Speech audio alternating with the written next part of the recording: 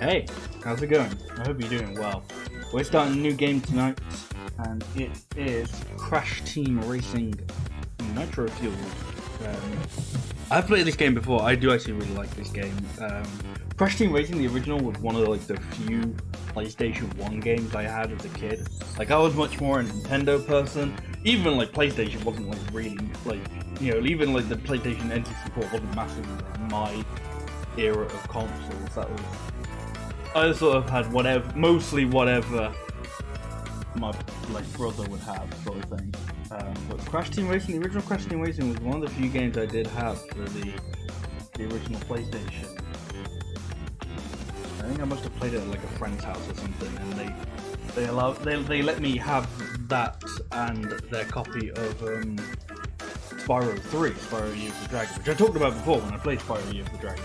Well, I'm not sure whether it was like a pirated copy or whether it was just very like scratched and shit or whatever. But thankfully, I'm pretty sure the original, you know, the copy of Crash Team Racing they gave me worked perfectly fine. But we're not going to be playing that one today, no. We're going to be playing the remake that came out, gosh, a couple years ago now? I want to say 3. I want to say it's 2018. Might be wrong. Maybe it was 2009? I'm not sure. It was 2018, 2019. No, I'm thinking 2019 now. I'm thinking 2019. Doesn't matter, doesn't matter. Point is, we're playing the remake, the Nitro-Fueled remake, which I have also played, and it's a lot of fun. And you know, I haven't played it in a long time, and I do have a soft spot for racing games with like adventure mode or the story modes and stuff. You know, or like this, or like Diddy Kong Racing. There are probably more that I either haven't played or have completely forgotten. But you know, don't get me wrong, I like the Mario Kart thing of just play the tracks, you know. Something like Mario Kart is very good in just a sort of casual play it with your family, play it with your friends sort of thing. But I do like when racing games try and have like a single player approach. Anyway, we can have these discussions during the game. It's fucking racing game. Let's race ahead into it and vroom and zoom and all that good shit.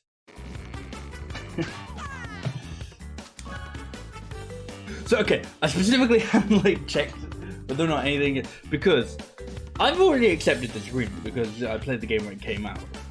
But because like presumably it updated or whatever, they give you this 42-page long fucking legal. I say 42 pages, but like, well, that's barely a fucking page. But they go like, hey, you better accept like this 42-page long legal document if you want to play the game you bought for. I probably bought it for maybe like 40 quid at the time, possibly. I don't know. This is all stuff for like residents of like North America. It's like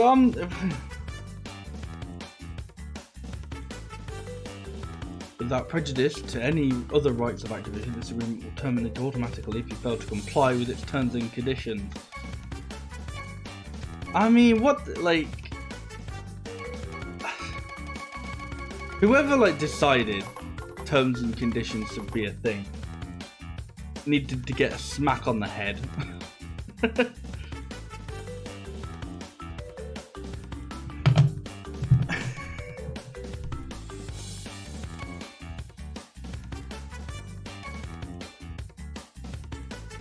I'm sorry, I'm just interested because this is where like it becomes like, if you wish to withdraw from this. I haven't actually read any, because at the same time, nobody fucking reads terms and conditions, so they could go, haha, your firstborn child is now ours.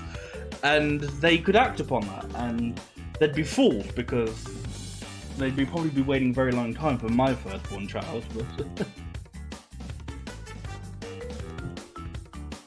please complete and return this withdrawal form if you wish to withdraw from a contract with us.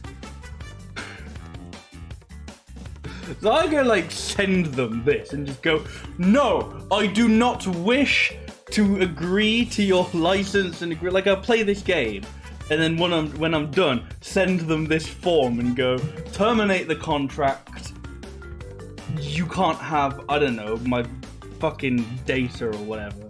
You can't see that I'm playing this at whatever time. I don't know. And if you press decline, it goes, you must accept the end user license agreement before playing. And you just kind of, it's like, what the, oh shit, there's another one, yay! I accepted it then, and they just go, oh, there's another one.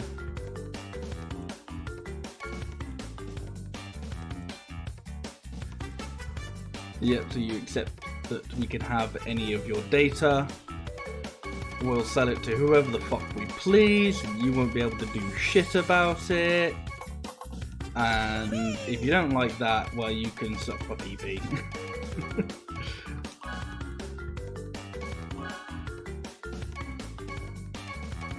What? I played it on medium. I'm tempted to go for hard because I like this game. And I have played it before, it's, you know, as you can tell. I don't know if 101% is like the highest you can get. Because that's one of the things I didn't get all like the platinum trophies. Like, I know you don't have to get like the platinum trophies for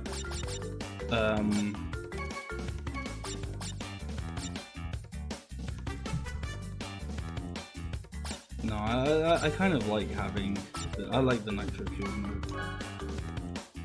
Just because I like, you know, the ability to change characters is nice.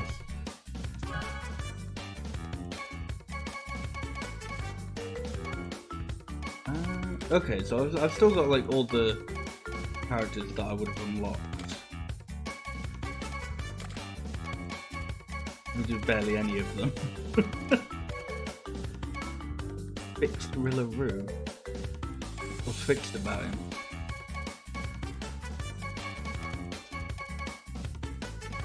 I bet I like can't even get half of these characters anymore because of like, I don't know, the pit stop not even like being a thing. Wow, or not being a thing, but you know, I'm sure some of these were like limited time only. So it's like, cool, I can buy Isabella. I'll buy Spyro.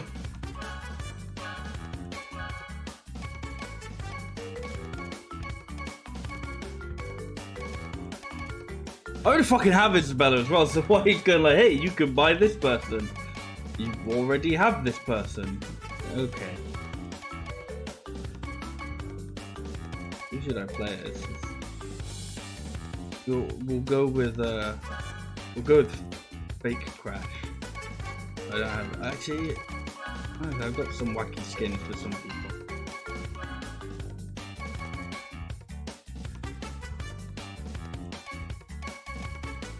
I'm pretty sure like the original when I played this. When I played this game as the first one, I like playing as Coco.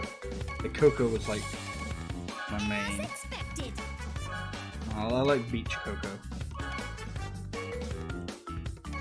I don't remember if these make any difference, which I actually kind of like, as opposed to like the Mario Kart thing, where it's like you gotta like specifically choose like your type, because it like really makes a difference. Like no, I kind of don't like that.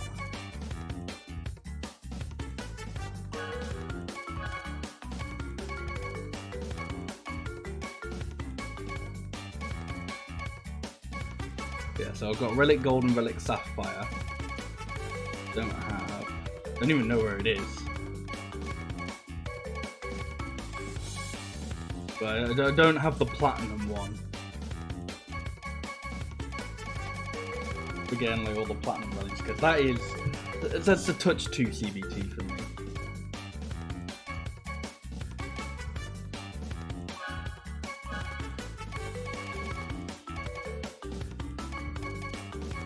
How many stickers can you put on?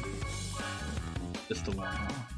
I wanted to do the haha funny meme and put 69 on. I guess I'll just put an O for Uber. Oh, and you can change it as well. So yeah, like that's what I mean. It's like I like how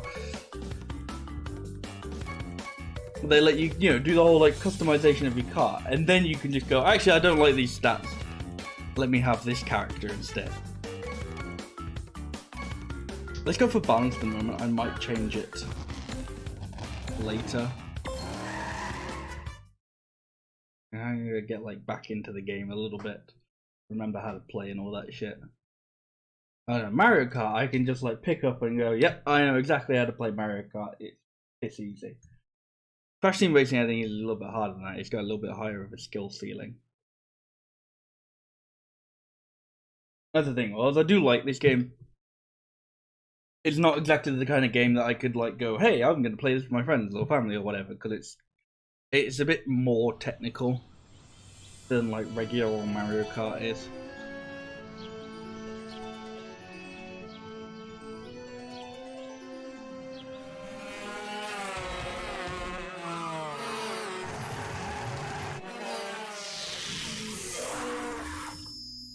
Greetings, creatures of this planet.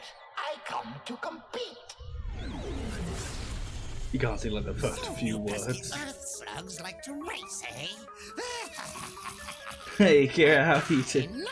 It's the same pretty shit to play with you. No, I'm saying like... Looking for creatures to test my skills. Like, you know, like I could play with you guys and you know how the drift mechanics of Mario Kart work. But the drifts in this game is like weird and, you know, bizarre. It's just easier to just go, oh, let's just play Mario Kart instead. But if I win, I will turn your entire globe into a concrete parking lot and make you my minions. Get ready to race for the queen of your planet.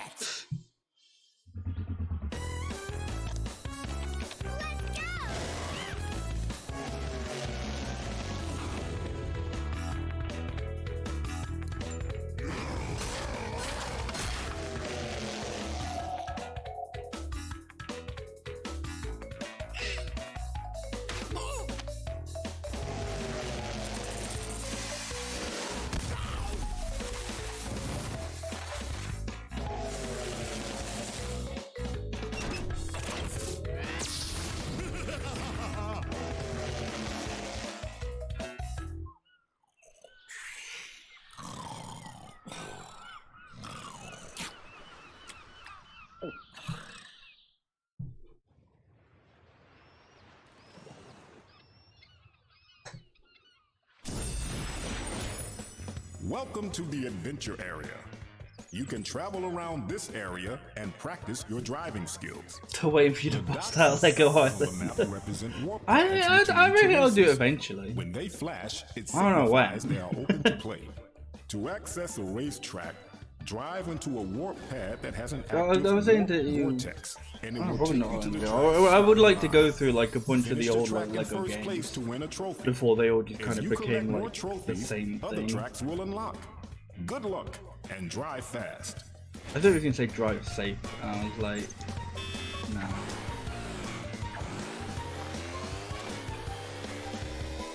Okay, what the heck is this control scheme? This is like already I'm just like, man, this isn't how Mario Kart plays.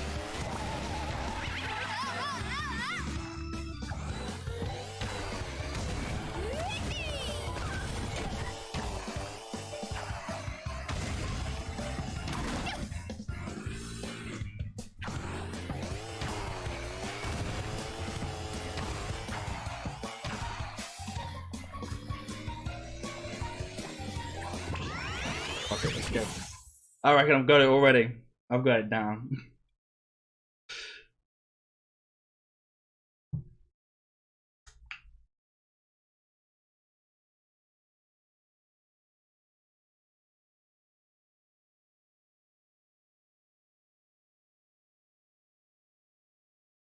Have I seen the new Pokemon has been added to Netflix? I haven't, no. New Pokemon is in like the Sword and Shield anime.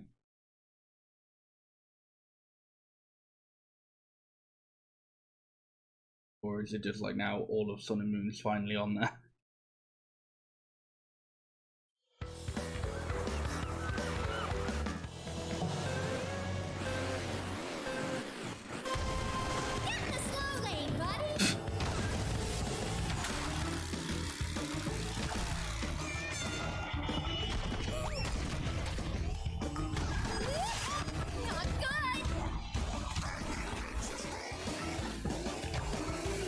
Pokemon Go anime? What? I haven't seen that at all, thank you.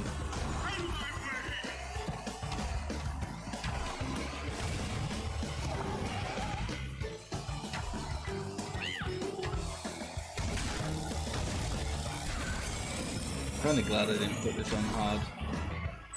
Whilst I probably could have been half decent at it a couple of years ago. Not exactly here that anymore. I think that's what it is. Okay. Okay. Well, some of these are like glowing. And I have like no idea like what they are.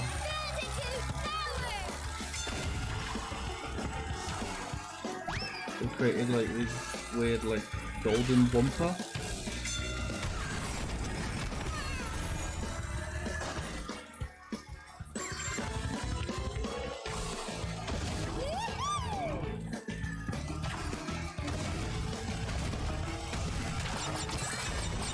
Oh, well, it's gone now.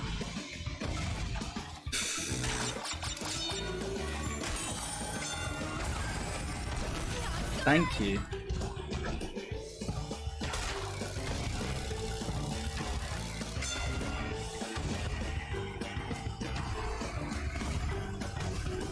I feel like when I played Diddy Kong Racing, I at least kind of had the excuse of like, oh, but I'd never actually like beaten Diddy Kong Racing. With this, I'm like, I don't know if I have an excuse to be shit.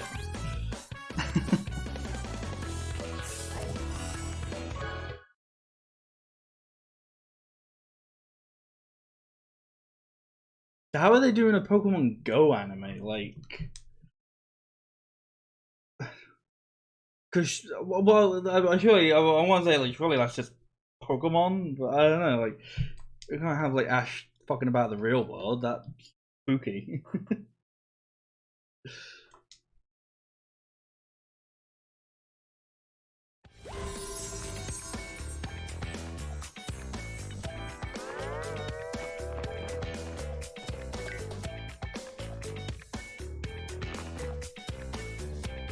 Just looked it up and Go is the sidekick.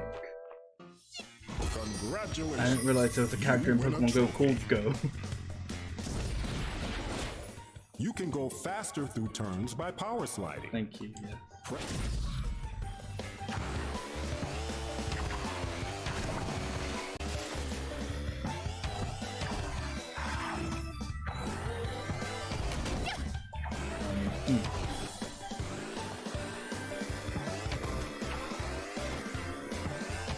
And then made it up for the show, okay. I feel like I'm not coming out of this with any more knowledge on it. It's just, there's a Pokemon Go anime, I guess. No idea.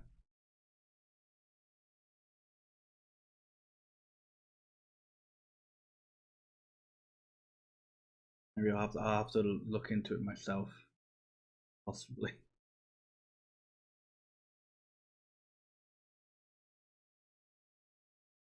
Just read the first episode summary and it's already amazing. Won't spoil it. Okay.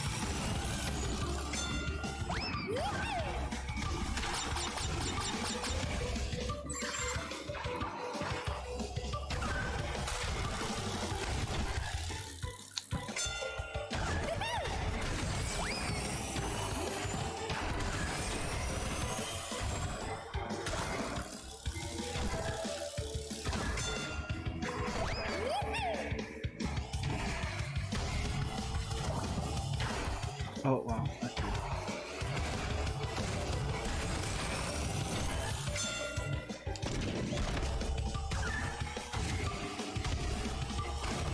How I just avoid it. Like, I don't know how I've somehow got any one foot move at all.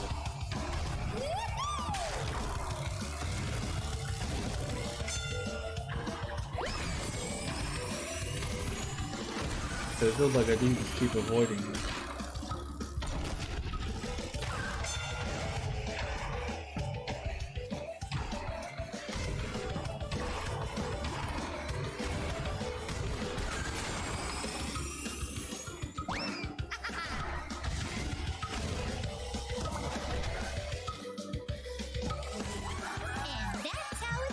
You feel like you can tell that, like, oh, I'm bothered. Well, I don't know if I want to do like the 100% stuff because you know I do enjoy that sort of shit for this game. It's a little bit different to Diddy Kong Racing, where Diddy Kong Racing, if you want to beat the game, you have to basically 100% it.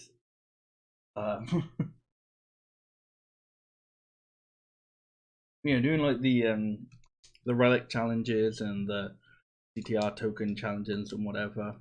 That's all like optional in this shit in this game, but I don't know. I do like it.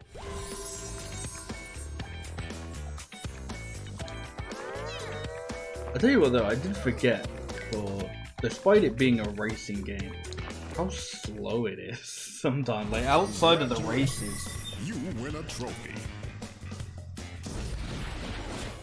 To get a turbo boost while power sliding,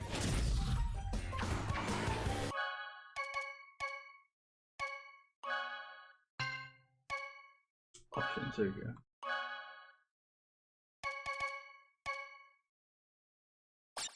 Sure. Get to them.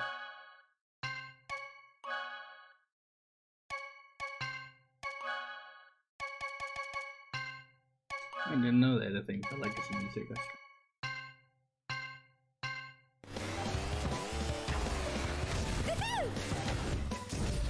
Wasn't trying to go here. You must have a boss key to open this door.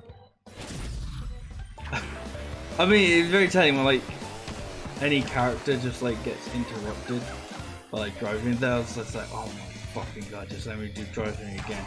And it's like, yeah, I kind of feel that. I am not trying to go through that door, you must obviously. Have 2 boss keys to open this door.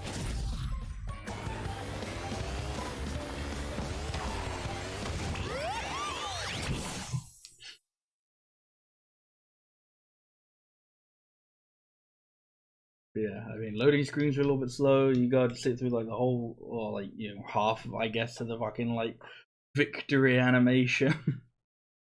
Like, I mean, come on, even Diddy Kong Racing let you fucking skip Taj coming down and going, "Whey!" Like, that was, you know, like 20 years prior.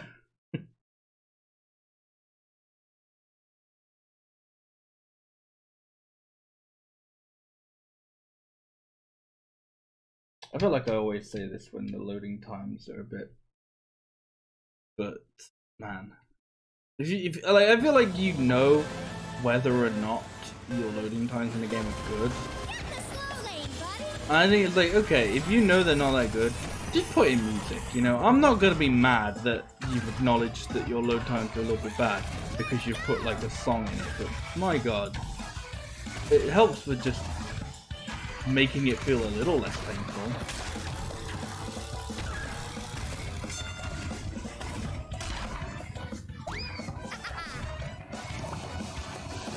It is in Galaxy Sword and Shield. The Psychic is based on Pokemon Go. It's based on Pokemon Let's Go. Oh, okay. I thought you meant like the mobile app Pokemon Go, not Pokemon Let's Go. Okay. Well, it kind of makes a little bit more sense, I guess.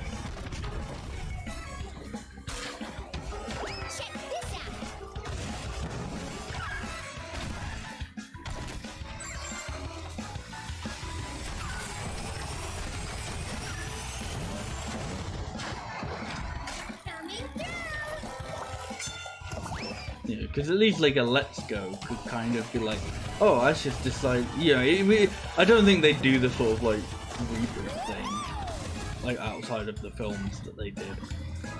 But you go like, oh, it's Ash going through like the gym badge again. You know, he's like I don't think I touched anything, but like, you know, him redoing like the Indigo League. Like I could kind of see that being a thing.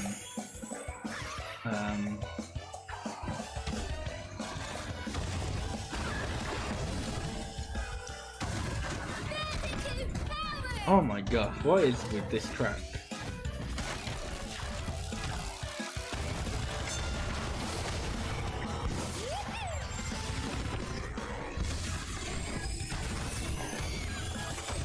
Okay, everyone just decided to get wrecked.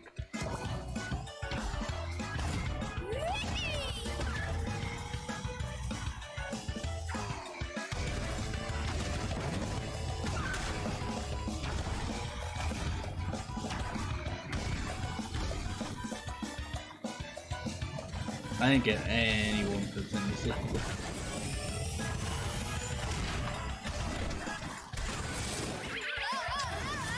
No, pass down.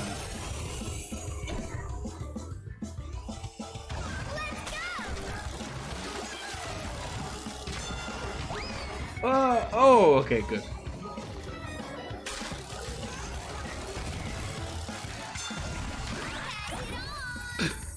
Ooh, barely saved that one. And made Polar go down to third. Nice.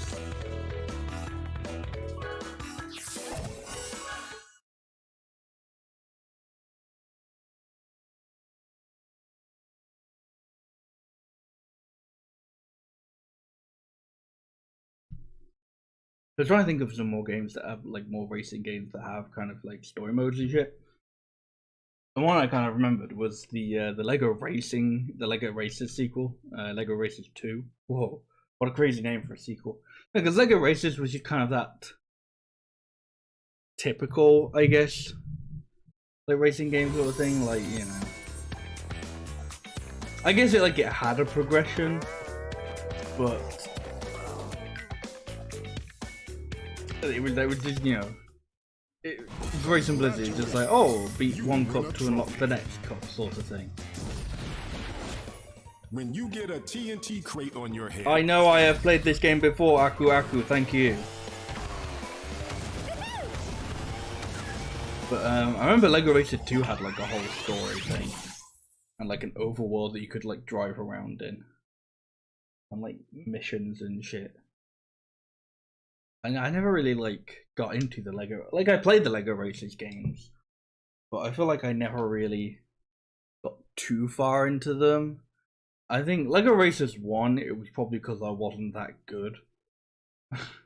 Lego Racers 2 was probably just maybe more so just because, it might have also just been because I wasn't that good. But I think maybe just because I think I just like the customization of the thing. So I always remember like the start of the game. Like I always remember the beginning of the game. But I think maybe it was just in that time of like my gaming life where I was very much like, oh, I haven't played this game in a very long time. I should restart it. So, you know, you remember like the beginning of like games like Wind Waker, loads. Like you only remember that you managed to get to like the fucking Earth Temple once somehow. That was just a bad decision all over. I agree.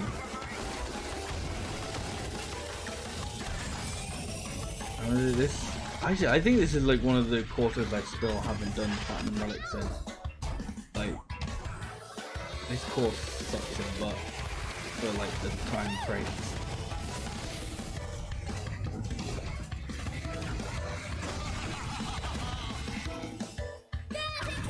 Wow, I'm not doing so hot on this level either. I'm kind of glad I didn't put it on hard, because maybe like a few years ago that would have been fine, but evidently not now. That was wonderful.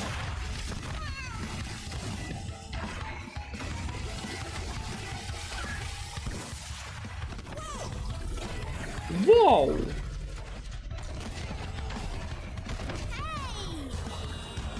I just find it kind of funny that, like, I've actually probably played more of, like, the Crash racing games.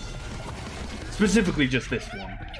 And I guess the original, Crash Team Racing. More than I have, like, any of the actual, like, other Crash games.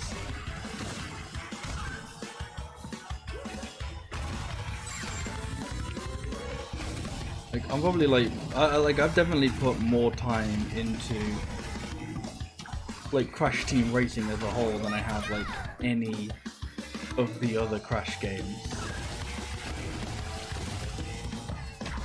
I'd say like maybe the only other one that would come possibly close would like be Wrath of Cortex from when I was a kid.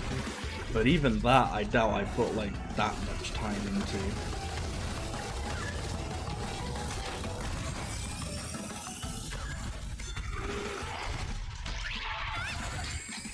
Kidding me? I'm gonna have to do this one again. Once I can fuck over what's his name right at the last second. No, that second is over.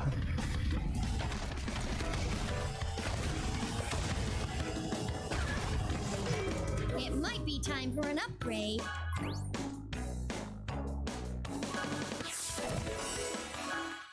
Yeah, try that one again.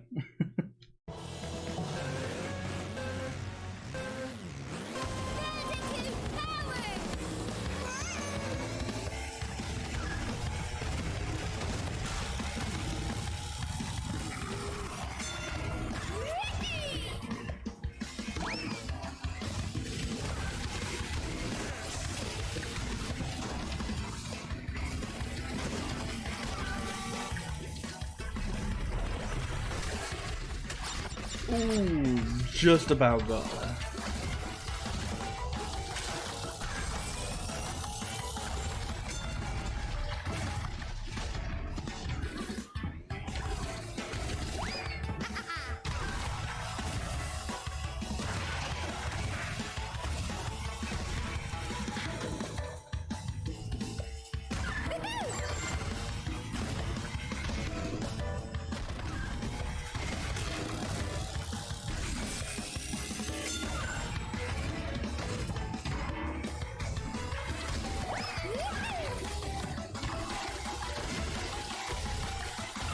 Yeah, a lot of the driving in this game is very much like keeping your speed. It's I'm trying to think of another game. I'm sure there are other games that kind of almost, I guess, like Sonic the Hedgehog. You know, it's about keeping any speed and momentum that you gain, especially using the drift system.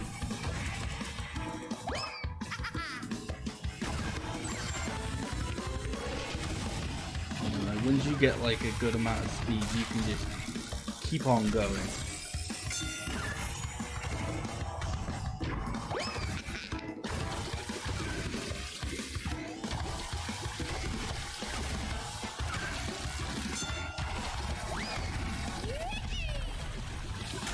When did I use my... Oh, maybe I dropped them when I got here. I was like, when did I use my Wumpa for? Fuck.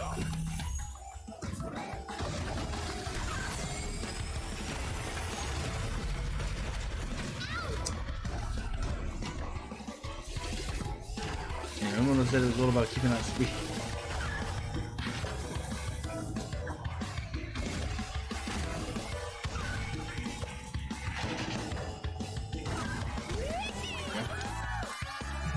And that's how it's done. Yep, that's how it's done.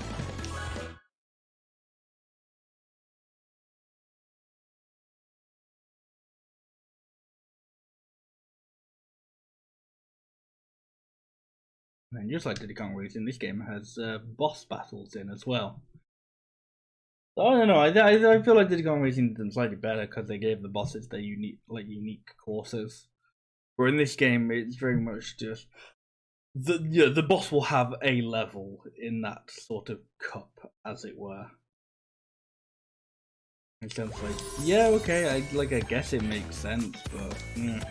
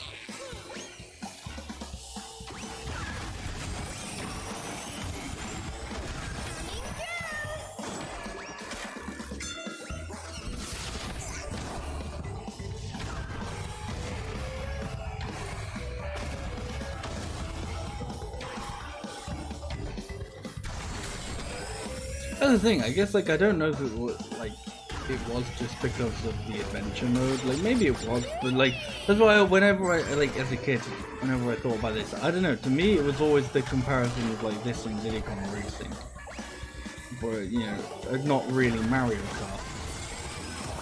Like I think that's the way I saw those games. It's like these were very much kind of like single player experiences, whereas Mario Kart is a very multiplayer sort of thing. And it's like, well, yeah, you know, but all these games have like multiplayer mode, and you can't play Mario Kart on your own. But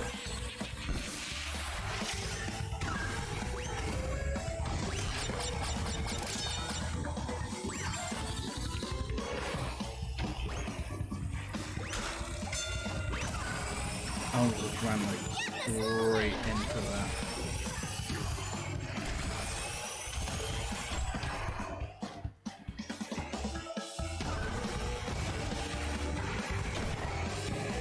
I guess maybe it's just one of the things, you know, with Mario Kart being sort of the tried and true, the multiplayer.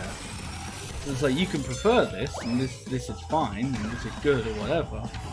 But no, like if you're gonna bust out a racing game with people, it feels like Mario Kart is just kind of the like, well, everyone knows Mario Kart, you know, everyone's fine with Mario Kart, everyone gets it.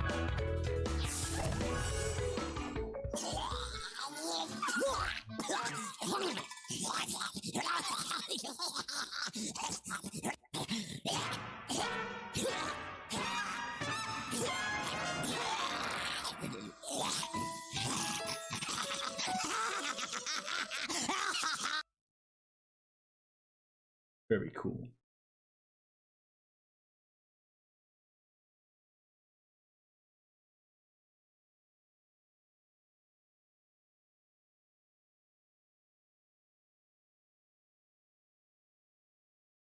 Imagine if they had a little bit of music here. A little bit of music. And it wouldn't be on me to fill the dead air.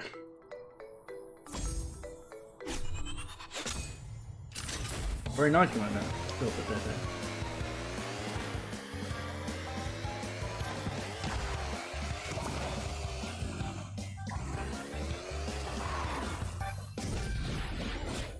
You must first collect the required number of relics to race this. Yeah.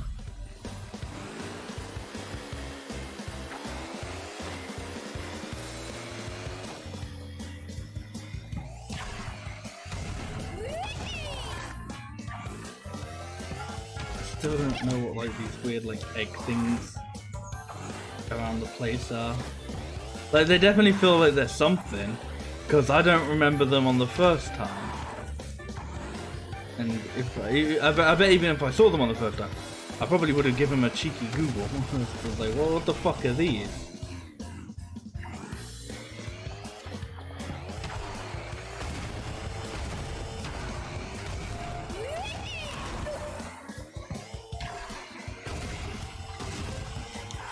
Also, I love that they still kind of got like the big computer. This is the load save. It's like you don't need it anymore. Like it still like loads and saves like automatically, but it's still being there.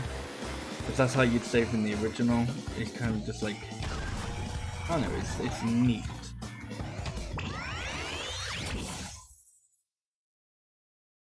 It's always nice when remakes kind of keep that sort of like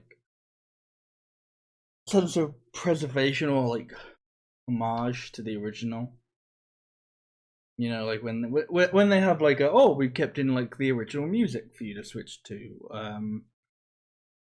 These ones don't really do with it. I'm sure they were like, I want to say like Monster Boy, I think is the thing, but there were some games where they let you switch to like original graphics, I think, stuff.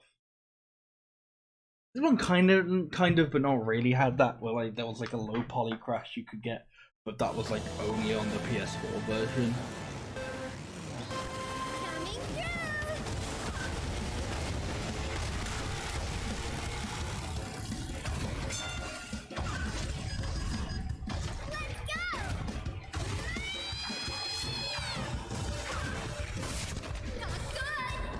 Yeah, no, I kind of agree. Man, these guys need to fuck off. style. Also, I really should have kept one of the bombs for the short stuff.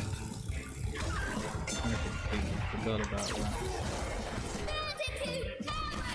Oh! Timing on that did not work out.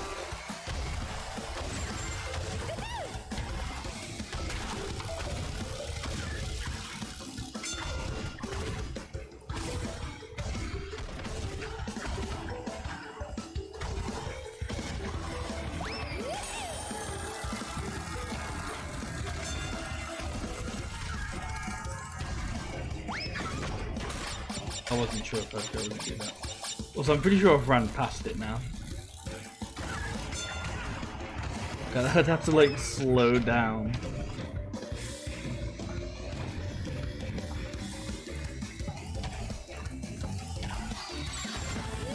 I don't know what they do. Again, that's something like new that they must have added since the last time I played this.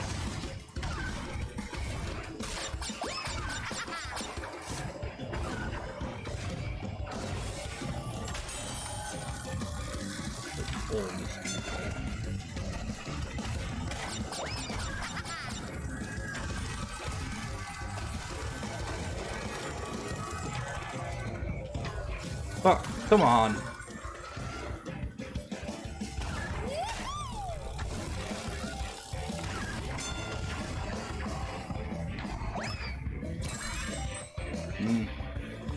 I'm really curious as to what that is. And that's how it's done.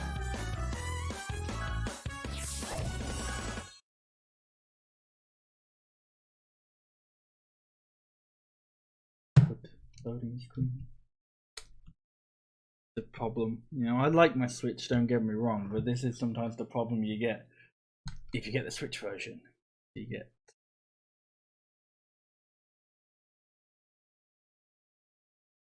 I wonder if this one's on the PC. I know it's on PS4 and stuff.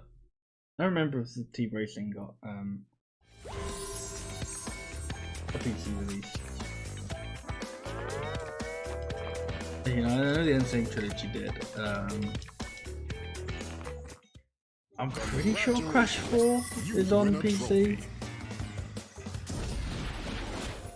The more Wumpa fruit you collect, the faster your car. Like, is there no way to get him to shut the fuck up? Because it's like, oh, you get Wumpa fruit, some good shit happens. And it's like, yeah, dude, thanks. Bye. To access this track, you must first collect. Like, what happened to the good old, like, I'm gonna be comparing this game to Diddy Kong Racing so much. What happened to the good old just running into it and going as a, no, you can't access this yet. Throwing up like a quick text box saying, no, fuck off.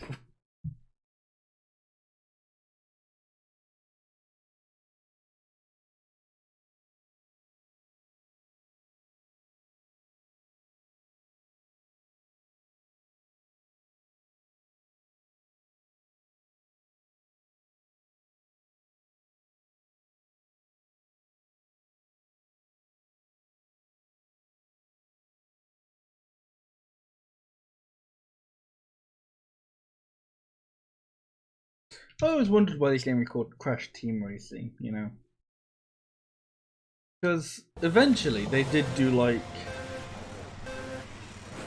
I think it was like Crash Tag Team Racing, where there'd be like, I don't know, it was like a sort of Mario Kart Double Dash sort of thing, I think. I don't really know about. Like, this is the only like Crash Racing game I've played. Despite as a kid liking Crash Team Racing, I never checked out any of the others. I'd never all that bothered to check out the others, you know.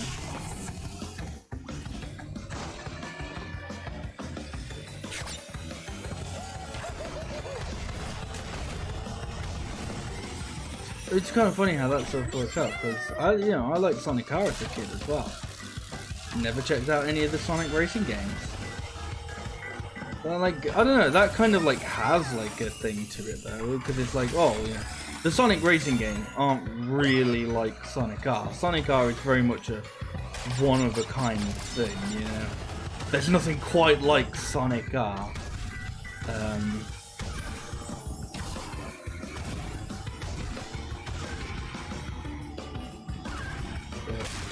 You know, I would never like. I think that maybe like, I don't know. As I just got older, maybe I saw them as just like.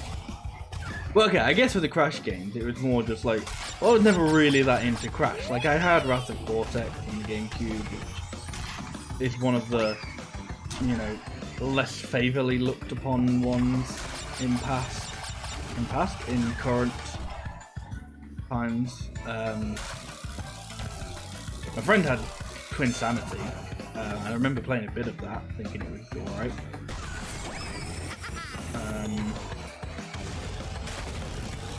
That was, you know, that was pretty much it. I think I was always, I don't know, like I'd say I was more of a Spyro guy, and like that's definitely true now. Like I definitely am more of a Spyro guy now. But even as a kid, I don't know, like I guess I was like, you know, I had a pretty shitty copy of Year of the Dragon. I don't think I personally had any of the Spyro games, but I'd play Hero's Tail and Enter the Dragonfly at a friend's house.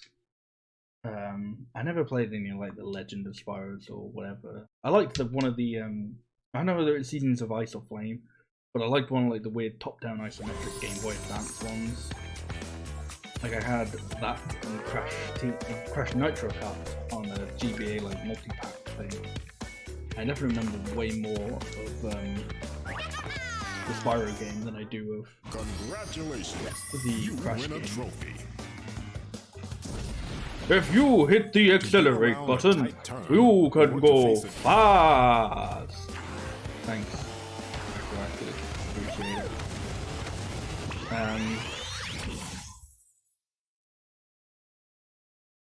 Yeah, I don't know. I guess because I was more of a Nintendo kid, a lot of the Sony PlayStation mascots kind of slipped past me as a wee lad. You know, like I never played any like the Sly games. I never played any of the Ratchet and Clank games. Never played any of the Jak and Daxter games. I probably didn't even know quite a few. You know, I think I knew of Ratchet and Clank. I'm pretty sure I wouldn't have known of Jak and Daxter and Sly Cooper as a kid.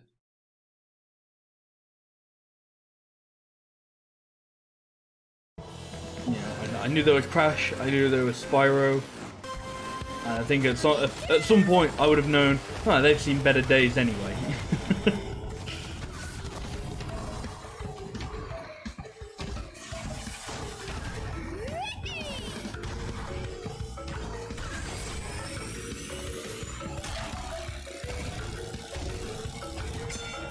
But yeah, so I think being a Nintendo kid, you know, I didn't really like. I guess I wasn't really aware they were still trying to do like Crash racing games and stuff.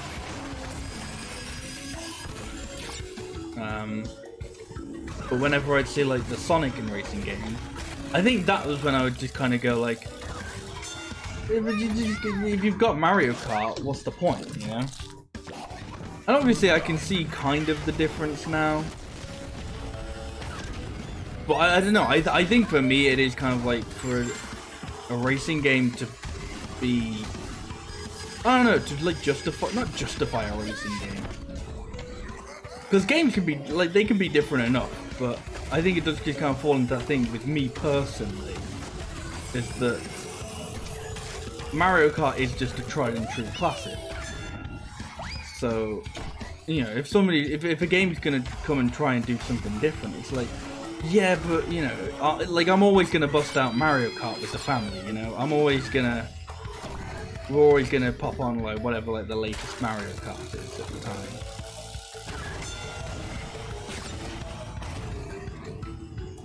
You know, so it's like, even with, like, current racing, like, I'm sure, I mean, isn't there, like, the Sonic racing game just called Sonic Team Racing or some shit? Like, I don't know. It's something like that. It's definitely like, but like that one, unlike this one, actually has some sort of like kind of emphasis on teams.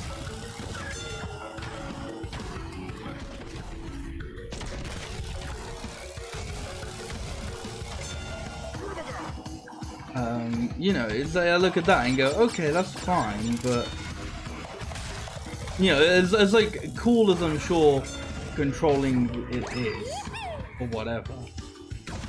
I don't know, because it doesn't really have like a single player, and it's not gonna win over like multiplayer. I just don't personally see like, not a point in it, but a point in it for me, I guess, you know. Like, I think that's why I can appreciate games like this and Diddy Kong Racing, where they go, yeah, obviously it's a racing game, you're gonna have your multiplayer, but there's also a single player focus at the same time. I think racing games have kind of missed an opportunity to, I guess, capitalize on that. You know, racing games for the lonely person, the lonely gamer.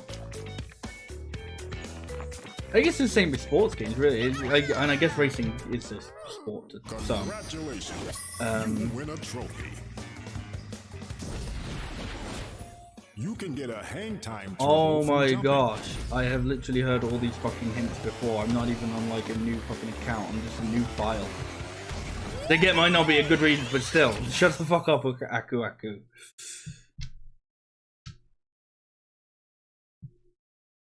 But yeah, I don't know, like a game, like a race, like sports games just in general, obviously very multiplayer focused, and that makes sense, you know, that's understandable. But I do feel like sometimes they kind of miss the mark. Not miss the mark, but like they miss the opportunity to have like a single player focus as well. I'm not saying like go all in on single player and forget to include the multiplayer altogether. But you know, it's nice when when you can pick up a game and it does have a single player that isn't just, oh, you're just playing the multiplayer but against CPUs.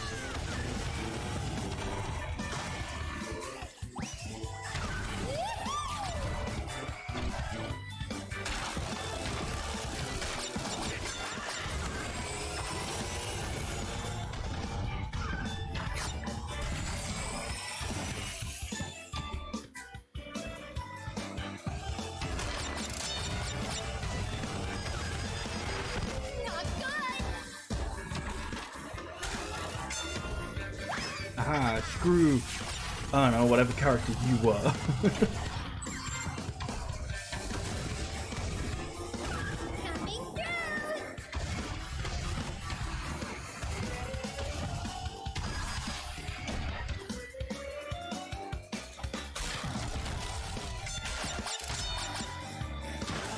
Oh, you know what, that actually reminded me. I say that, just racing, playing a racing game in general kind of reminded me. So, because I guess just random PlayStation 3 games are very good at not being available in Europe. Like so far, I've had to buy like like every game I've bought so far for my PS3, I've had to buy using an American account, and we'll probably just have to continue to do so, because there'll always be like at least one game that I would like that will only be available in America. So I have to buy like, I basically have to buy them in bulk. They'll like buy a $50 like gift shop card and then buy $50 worth of games, which is fun. But yeah, that was like a while ago when I was looking at stuff. One of the ones I saw was a Bomberman racing game. And man, did that pique my curiosity. Because it's like, I don't know how much I'd be able to get out of like a Bomberman racing game. But like, it's PlayStation 1 as well, so you know, it's presumably a little bit primitive.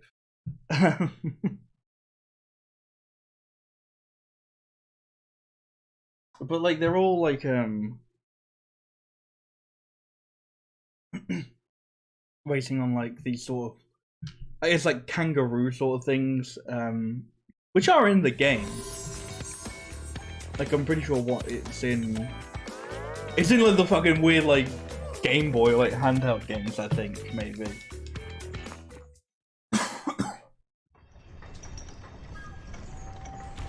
Hapu much tired of watching puny slugs race so slow. Hapu wanting action to lay Boom down big and prove Papo is world's best driver. Hapu moves so fast, you munch tracks.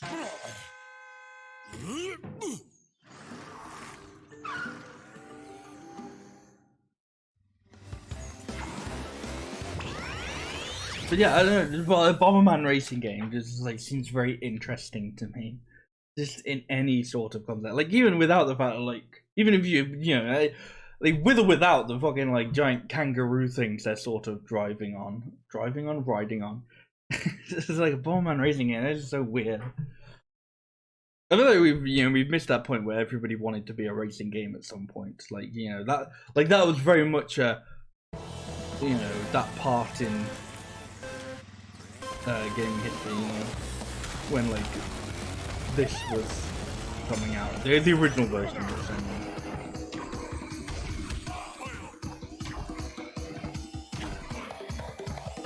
Like, I don't know, maybe it's always been the same thing, because there was also, like the Sonic and Sega, and like, I was like, obviously like well after like sort of Mario Kart was a very much a well-established thing.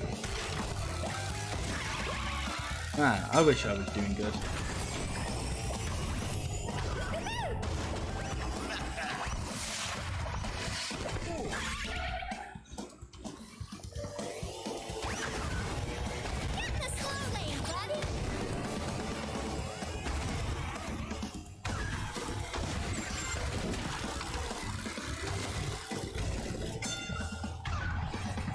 But the thing on like what I was saying about like having single player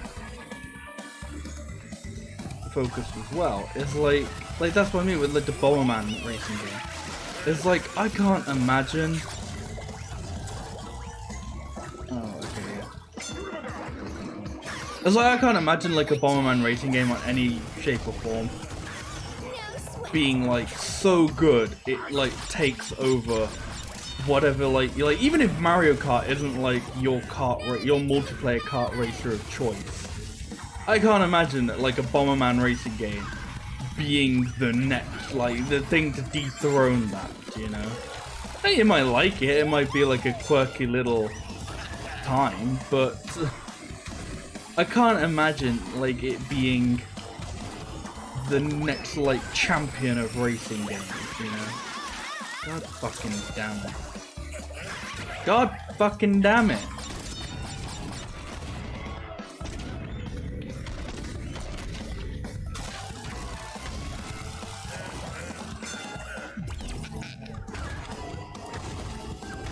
Okay, it did. I was like, that better have affected him.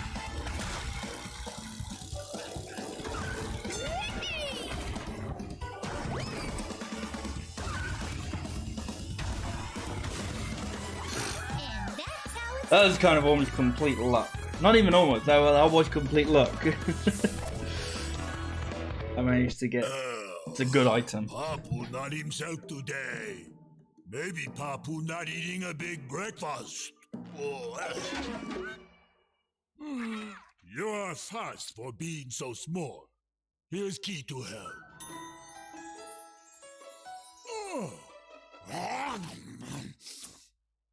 Oxide much bigger problem for you. Him not as big, but him much more grumpy. You can see just for a split second, it goes into like the regular gameplay after that cutscene. You notice a mysterious door in adventure mode. Some say that you need to bring enough gold to awaken your majesty. You know what? I haven't noticed that, but I guess now I will. I'm guessing that's what like those egg things are. I guess what I'm kind of hoping, like those sorts of things, is that it's like, some of the like limited time characters in the pit stop you obviously can't get anymore. But I'm hoping it's kind of like this is how you what's it called? This is how you get them now. I'm not worried, I'll be honest. But it's only been an hour, and like just racing through like the normal game, I've pretty much just hit the halfway point. I'm like, shit. Alright, like, yeah, fucking how long to beat said this was gonna be like a fucking 3-stream game. Yeah, they will definitely be going for some of the fucking 100% stuff if this is gonna be the case.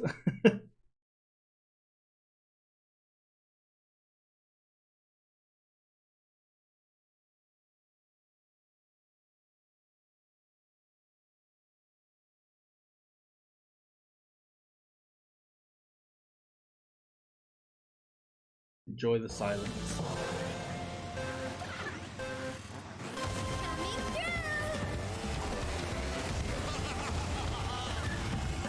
Oh, I accidentally turned on like the jump meter. I didn't actually mean to do that. But it did, cool. Kind of beautiful.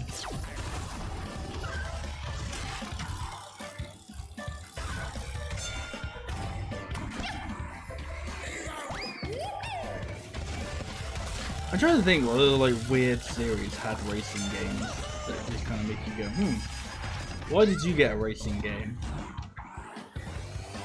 Oh, you know what? Speaking of like Sony mascots, Jak and Daxter actually did also get a racing game. Obviously, I haven't. Well, not obviously, but I guess obviously if you've listened to my conversations. But having not really been aware of Jak and Daxter, I of course haven't played. You can't say that after you've just got rocketed. You know, I haven't played the Jak and Daxter racing game. Nor have I played the regular game, so I don't really know much about it.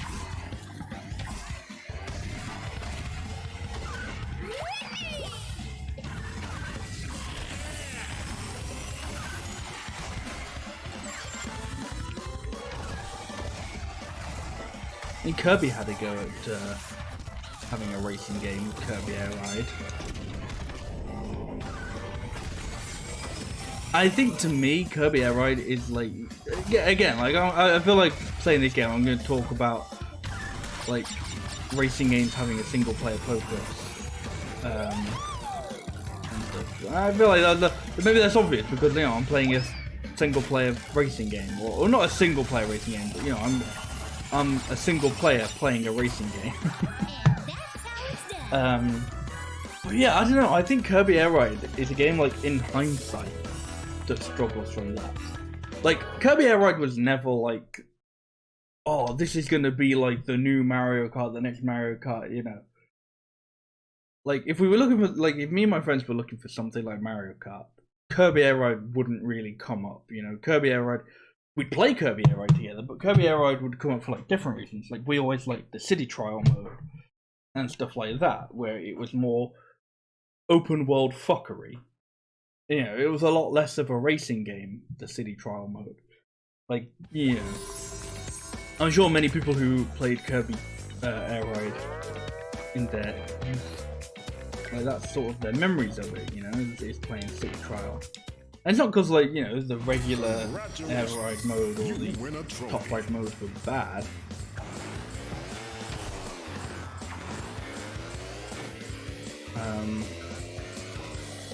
But I don't know, I just think it was more so, you know, like, in terms of it being a racing game, it just wasn't going to compare, it just wasn't going to stand up next to something like Mario Kart, you know? So instead, you have this mode, with City Trial being something completely different, and it's like, you know, instead of being like a racing mode, it's not like trying to be like Mario Kart, it's almost like this, you know, it's like an open world Kirby game. It's almost like a mini Kirby GTA or something. And it's like, so that offers a lot more kind of opportunity and fun, which Mario Kart can't really offer, you know? Because Mario Kart, you just go and you race, and that's it, you know? Like, even my friends who didn't really like racing games, you know, we'd be down for Kirby Air Ride because we'd just fuck around in City Trial. You know, it almost became like not a racing game at that point. That sucks. But so whilst I'm saying all this, I feel like Kirby Air Ride, like I said, like, oh, Kirby Air Ride feels like in hindsight it struggles from not having that single player. Because it's like, okay, I enjoyed it as a kid, but I feel like I'd struggle to go back to it now. Just because I'm probably not really gonna go back to like a racing game that doesn't really have like a single player. Or unless it's like maybe completely new to me, I guess. Like, you know, like I kind of would be interested in checking out that weird Bomberman racing game because I've never played it, so it's a completely unique experience for me. So playing just playing like through all of the cups would kind of be interesting. But I guess it's also, for me, you kind of have to look at it from like a streamer standpoint, you know, and just like going, you know, just kind of blasting through all the cups isn't gonna take you that long. You know, like I was able to get a couple of streams out of Diddy Kong Racing because it makes you do the track, you know, it makes you do each track a couple of times, and that's probably why I'll also do like the relics and the CTR token challenge and stuff like that in this, because it adds a little bit more to the game than just play each track.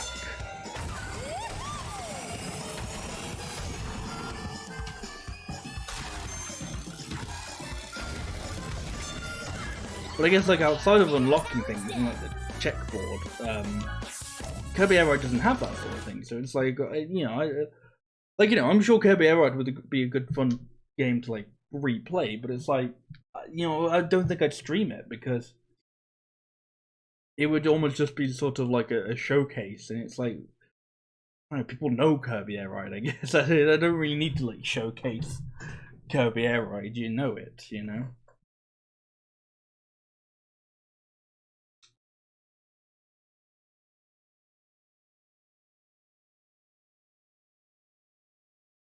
Of course, the loading screen has to like line up with as soon as I kind of hit like the end of a talking point. Alright, talking point finished. Let's just sit here in silence for a second. Congratulations, you win a trophy. Oh my god, he's actually like shut the fuck up for once.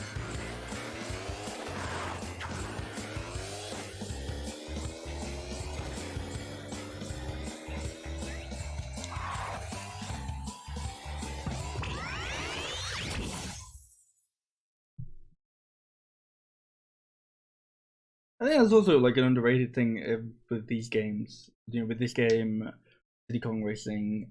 I think the new Sonic Racing also has something like it, but I don't know for definite because I don't really know much about that game. Also, I say new. I'm pretty sure that's been out. Like, I'm sure like that was probably new when this was new. I think.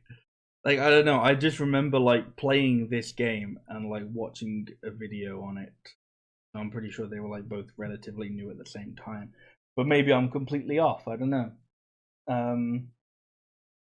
Yeah, it's kind of having like almost like challenge modes and stuff, you know.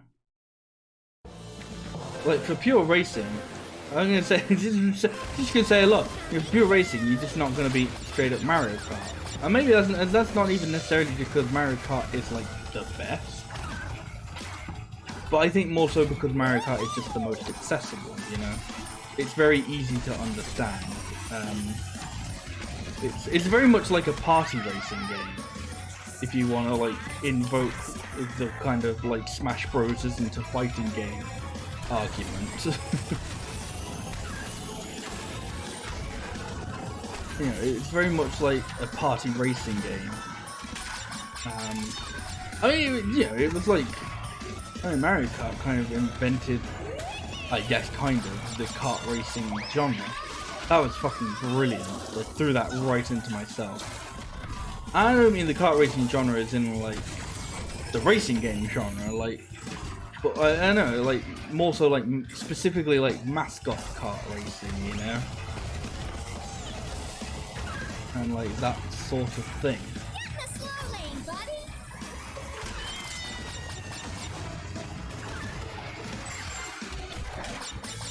fucking that seal like just went right where I was going.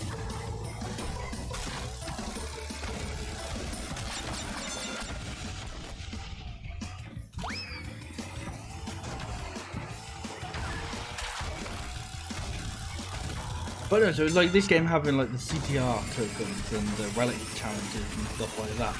They always kind of like, not necessarily made it stand out, but you know, added like an extra layer of challenge that wasn't just like, oh, it's just time trials. Like, yeah, I don't know. I get time trials, and I get like their purpose, but I don't think I ever found time trials all that fun in like a racing game, you know. Because then it just kind of, it always felt like then it was just turning into grinding like the same courses and shit. But like, you know, the challenges like in this game, I don't know, I found these fun, you know, the silver coin challenges in Diddy Kong Racing are tough as fucking balls. But I didn't mind them, you know. There's a reason I never unlocked TT in fucking Diddy Kong Racing, and one is because I'm not actually that good at it. Two, it's because it involves doing fucking time trials, and time trials just aren't that interesting to me. I think maybe it's because it takes like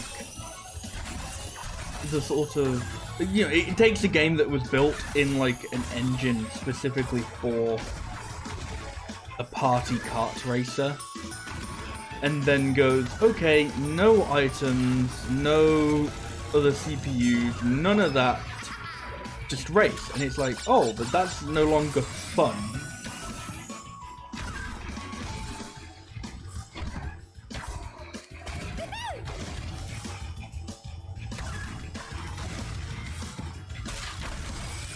I guess that's the thing, like, no longer fun to me, obviously, you know. This is all very much my opinion, my opinionino of things. But if you think that needs to be said, then I don't know, you're a bit of a silly Billy, aren't you? But I mean, I'm pretty sure that's all this stream has been so far, just me talking about my opinions on racing games. My thoughts on racing games. This is me talking about racing games and just every like minute or so interjecting with, but you can't beat Mario Kart, you know, you can't beat Mario Kart.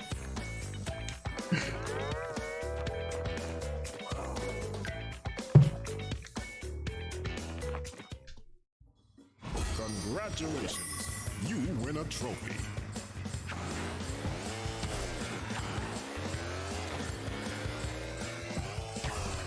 That's a wall.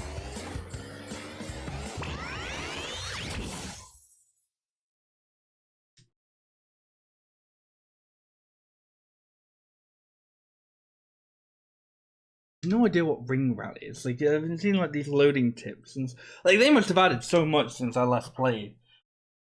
I mean, as I said, like I'm sure it's been like a couple of years, but fuck me, they must have added so much that it's just like, cause they're like whole new modes and shit. I was just completely unaware that they added.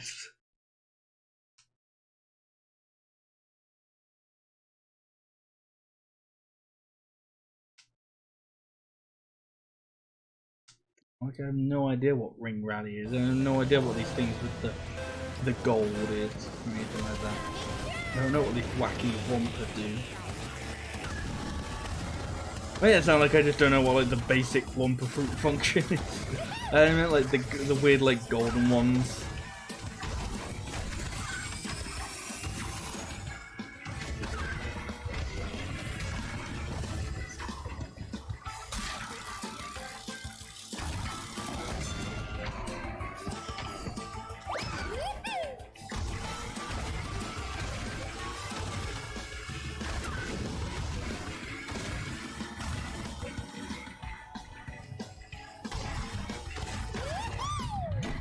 And not only straight into the mud, but I'm pretty sure just like temporarily drown in the mud.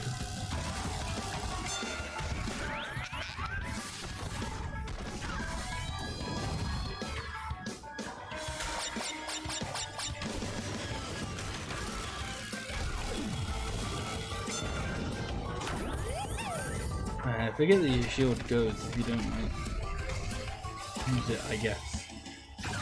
You can use your shield as like a projectile.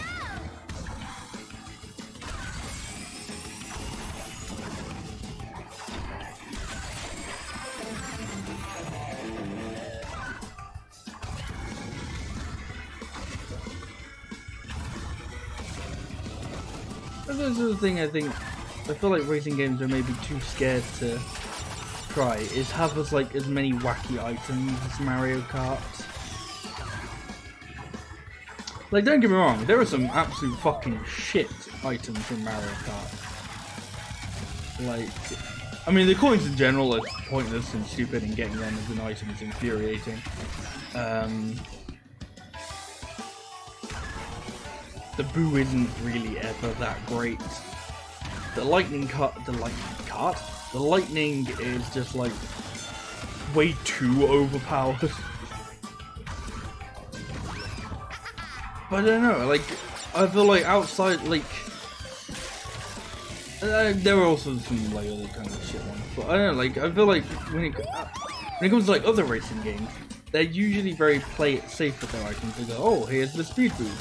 Here's like, I don't know, what is essentially like the turtle shell, and here's like 20 different variations on a banana, you know, on the banana. Like, it's kind of like how, you know, in Mario Kart they got rid of the fake item box because it was basically just a banana, except stealthier in some of the games anyways. Like, in some of them you could definitely tell the fake item boxes one from another, and then some it was a little bit more subtle. Like, I know, I kind of like that because, like, I get the idea, you know, you're supposed to be strategic with your placement of any item, but I don't know, the fake item boxes, at least kind of, it felt like it gave you that hint as to, just like, hey, put this where other item boxes are, it'll work, trust me.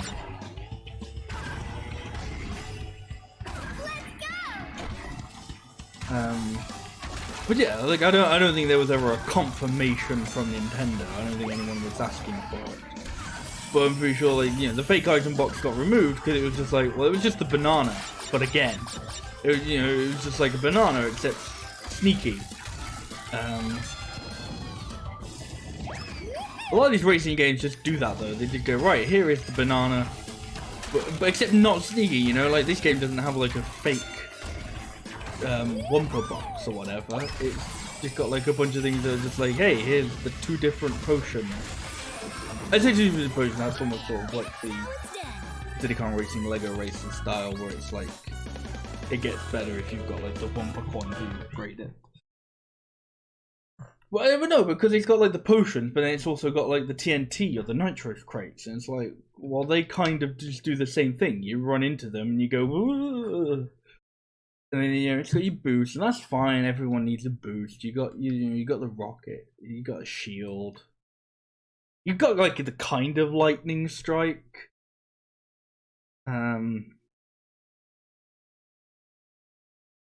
Like, Diddy Kong Racing had an interesting one with like the magnet. Like, it was never actually ever that useful. Like, it would always sort of be the thing of like, if the option to get a magnet was there, usually there would also be the option to get the what's it called? To get like the boost, and that was just always better. Well, now you'll see why I'm the most feared driver on this circuit. I'll earn the right to this oxide by crushing you into brake dust. Let's race. The problem with the way I think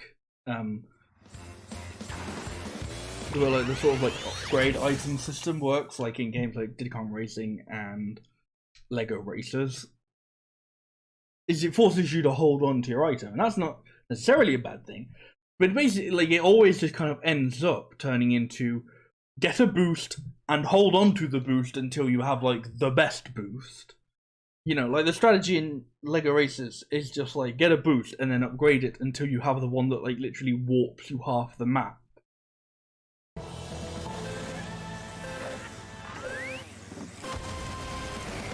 You know, and there's like I guess like a little bit of strategy to that in terms of like you then want to like strategically avoid the other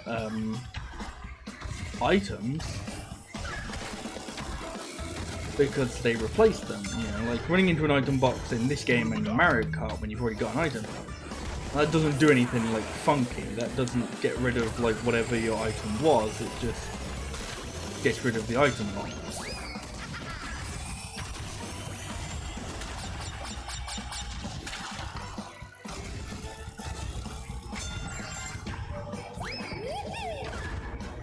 I mean, I guess that's the thing. Maybe the items aren't really here for any strategic purposes, you know?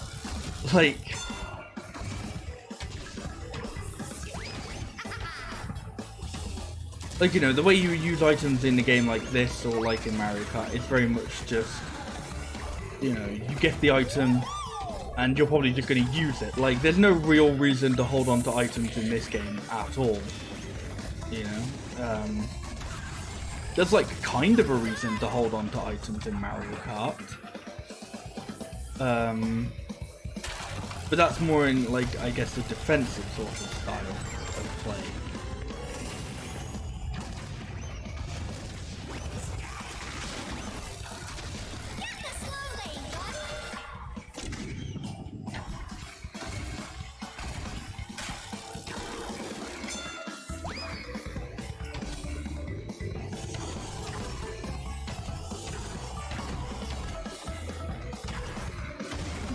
Third lap already.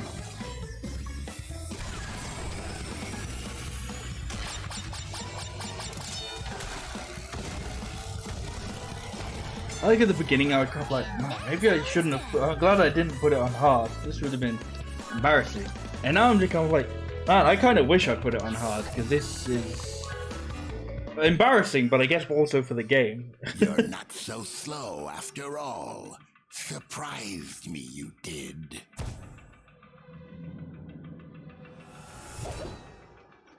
Here's a key for the win. Still, I think you're not fast enough to outrace Oxide. We're going to lose our planet, and it'll be all your fault. Okay.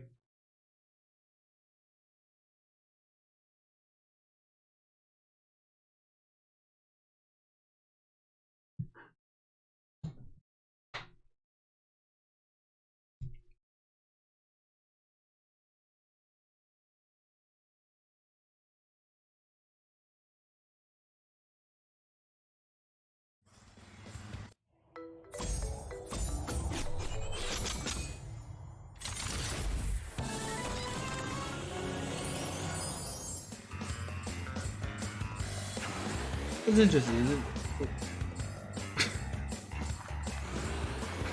I'm sorry, what was the point in this long ass loading screens if you're then going to walk through an area and it's sort of going to go, oh, fucking hang on a second.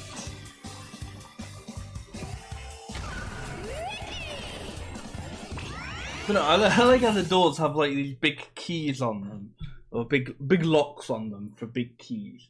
And it's like, it determines, like, you know, you can tell that this area is locked by, like, this has 3 keys and you only have 1. In reality, if you wanted to lock a door like that, you'd, like, you know, you'd just give people different keys. You know, you wouldn't just go, oh, here's 3 of the exact same type of key. Like, I guess you do that sort of thing if you wanted to give them, like, the choice. You know, like, you've got a key. Oh, but you can go, like, there are, like, 3 different doors with, like, 1 lock on them. But then I guess you'd have to do something like, oh, but then the key breaks or whatever. It's like whatever with, like, Zelda. Like, whatever happens to the Zelda keys, you know? It's like, no, there are 3 locks on this door. Yeah, no, that really wasn't good. That was a little bit lame.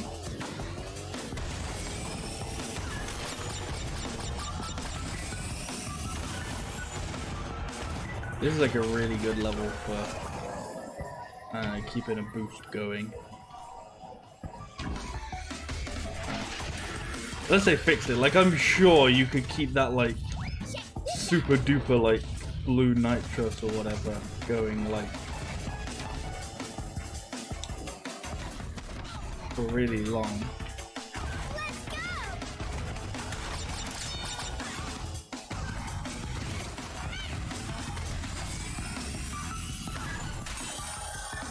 Maybe it's this one we could keep going. The slow lane,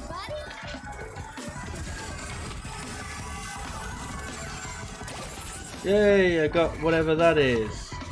Finally.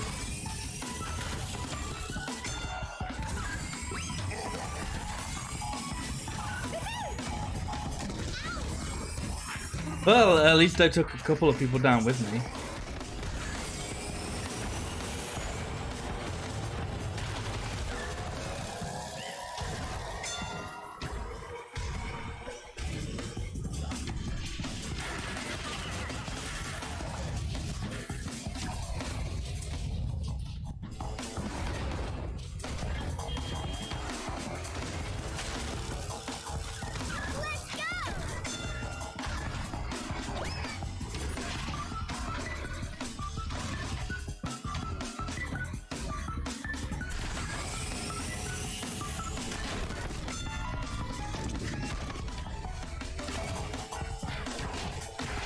Yeah.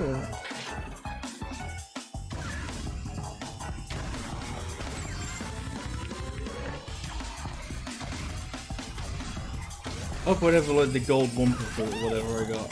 Doesn't have to be like a, oh, you have to have got, you have to come in first for that to be of any use, because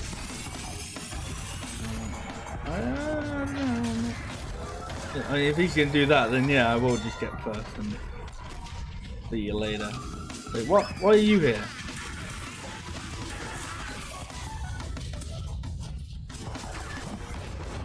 Oh, fuck off.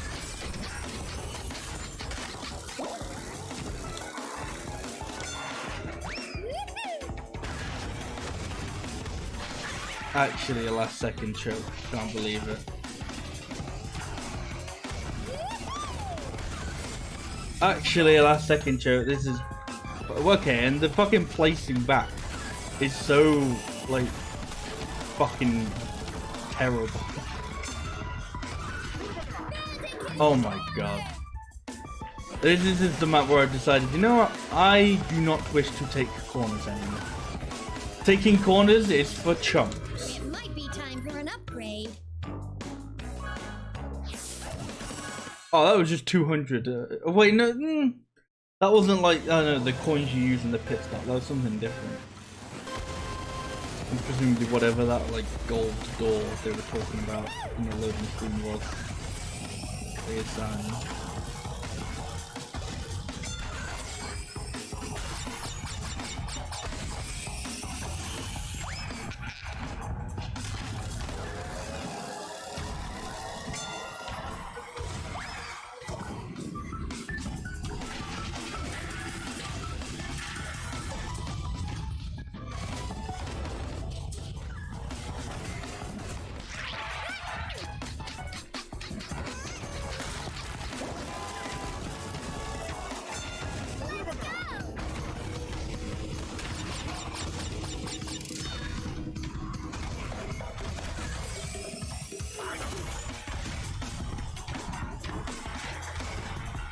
hey!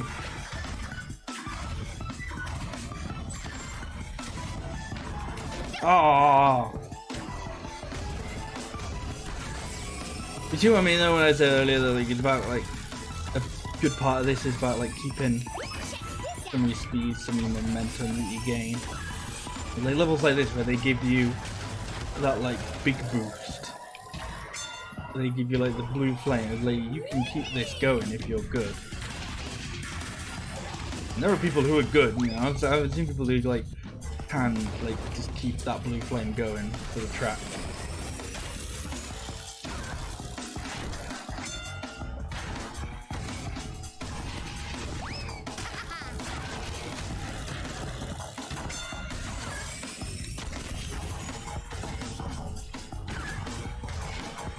I'm not really sure that should have worked, but I guess I'll take it.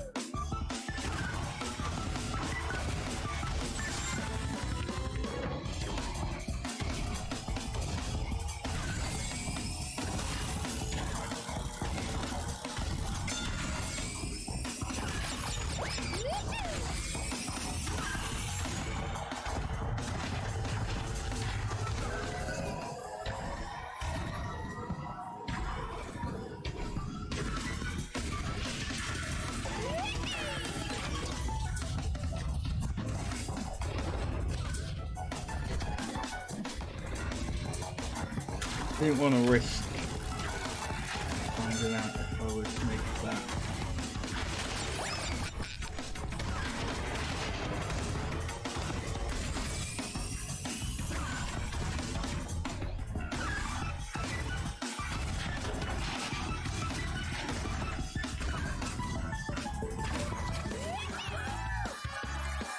You the guys just weren't able to finish and don't not even gonna let them.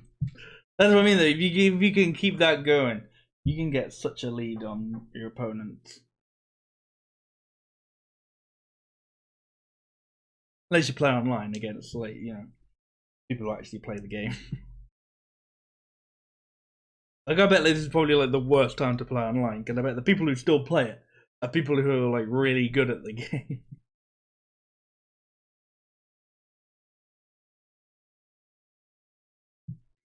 You just go into a lobby and just like immediately get your ass handed to you.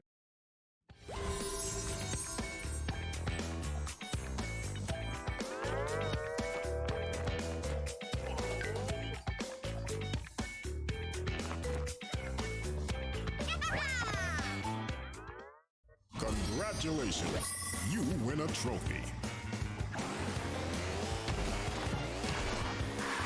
Yeah, but some of like the HUD elements like really To low open this quality. door, you must come in first place in all. Yeah, okay, I'm not trying to.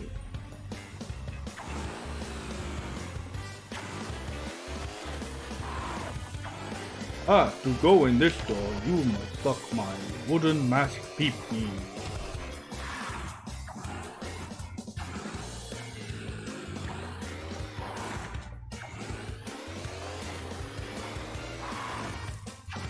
I gotta find where this level even is.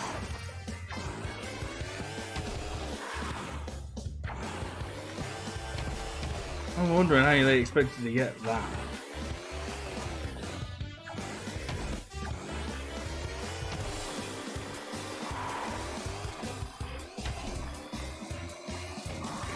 There it is.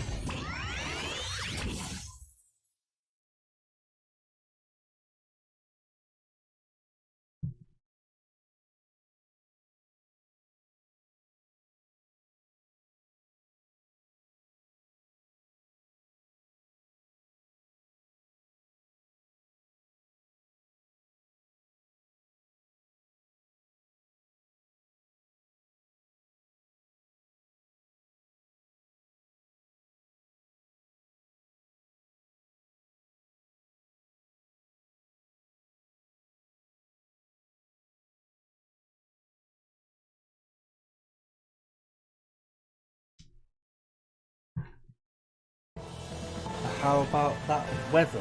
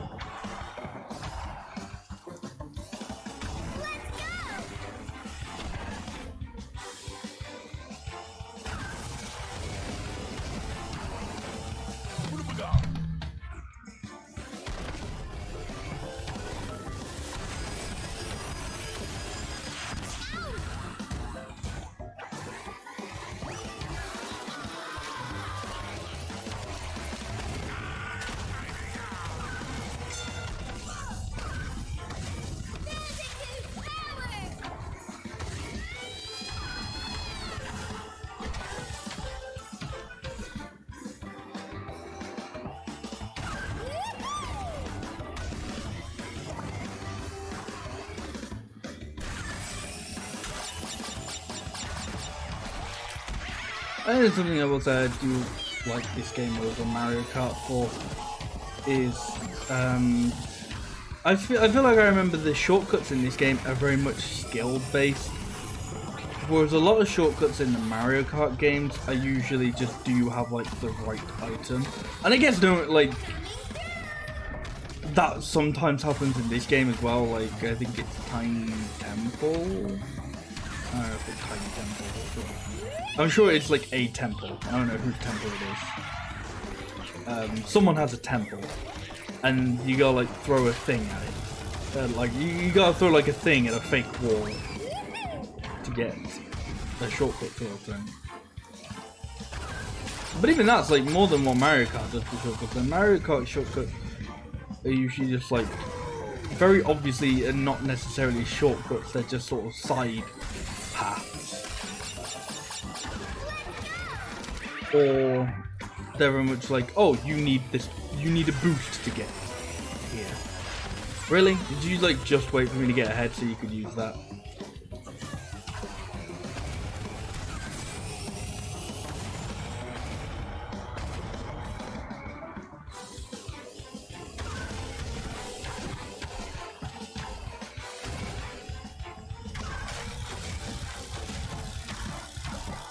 But I don't know, I feel like that's not so much a thing in this game, you know? Like, it feels more like a shortcut. It's just like, hey, you can take this shortcut if you're good enough, you know?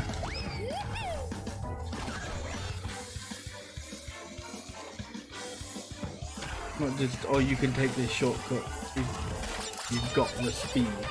Fuck me. I ain't winning this one, I don't think. I think like I was saying that, like I'm pretty sure you need speed, but like you can. I think it's the thing that you can build up that speed like naturally.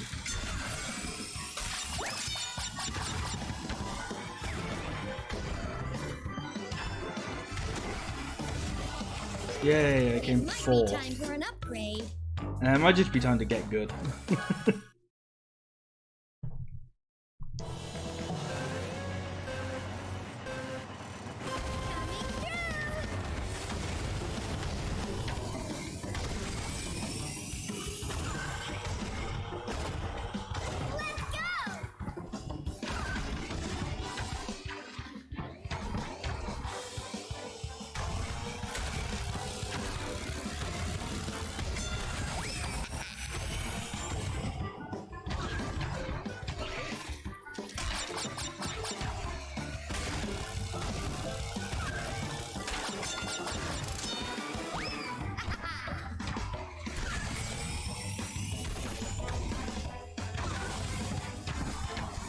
You know, it's also just like a random racing game. Banjo-Kazooie. Like, I guess, like, I don't know, I can kind of see it making sense in the fact that Banjo debuted in Diddy Kong Racing. That's kind of about as much sense as it makes. It's like, oh, he was in a racing game. Like, I mean, Diddy Kong getting his own racing game in itself doesn't really make a whole lot of sense. But it's like, okay, well, Banjo and Conker were in that game, so I don't know. We could let Banjo have his own racing game. Why not? Like, I have no idea how good Banjo Pilot is. Again, it's a GBA game, so it's like, like, I don't know. I played Grunty's Revenge, like their first GBA outing, and it was sort of a mixed bag for me. The first half of it I thought was really good, and it was a very solid, like, translation of the Banjo-Kazooie style gameplay to a top-down isometric view. Second half I thought was a bit garbage. I became less of a fan of it as I went on. But I mean, Banjo Pilot is obviously going to be different in that, like, fuck. And the Banjo Pilot isn't like trying to translate, you know, a form of Banjo racing game to the GBA. It's just a GBA Banjo racing game.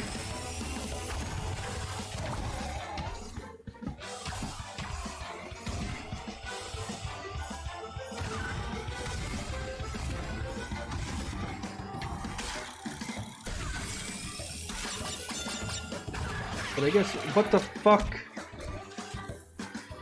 Well, I guess also on the topic of Banjo and cars, I think they finally added a way to play Banjo Nuts and Bolts on PC. I think like they added it to Xbox Game Pass, which means I think you can play it on PC. I don't know fully. Like, if it is, if you can, then that would be interesting.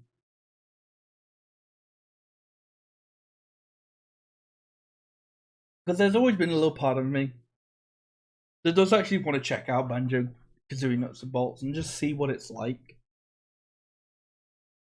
But it's like, I don't know, I feel like I've never really had, never really had the means, but it would always be a faff to do. Like, I don't have an Xbox, I don't have, well, I don't have any sort of Xbox, you know. So I'd have to get or borrow my brother's Xbox 360 to get Banjo-Kazooie on there. Congratulations. I'd have to, definitely not, but I'd have to get like an Xbox One or something and get like a rare replay. It's like that. Now that's a game I wish would come to other fucking platforms. Is Rare Replay, because from my perspective, it's like that's like pretty much the only thing I think I'd ever care about on an Xbox platform is Rare Replay. And even then, I'm pretty sure that would just pretty much to play Banjo-Kazooie Nuts and Bolts and Conquer. I was like, well, I've got Kazooie and Tooie on their original platform. Maybe Viva Pinata as well, I guess. I think that's on there. But I'm not sure I'd care about anything else. I'm not sure. Like, maybe because I'd have it, I'd be I'd check it out, but yeah. But I'm not buying a Xbox One all for that.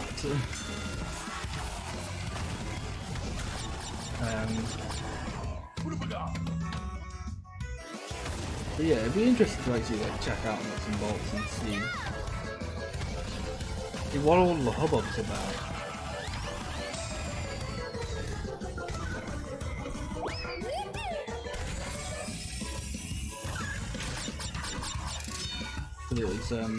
It's one we get like a while ago. I can't remember what game it was that I was playing when I was talking about this, but the whole I'm not a fan of the whole oh, it's a good X but it's not a good YX or whatever. I guess so. In this case, you'd be like, it's a good game, it's just not a good blank game. You know, so it's it's a good game, it's just not a good Banjo game.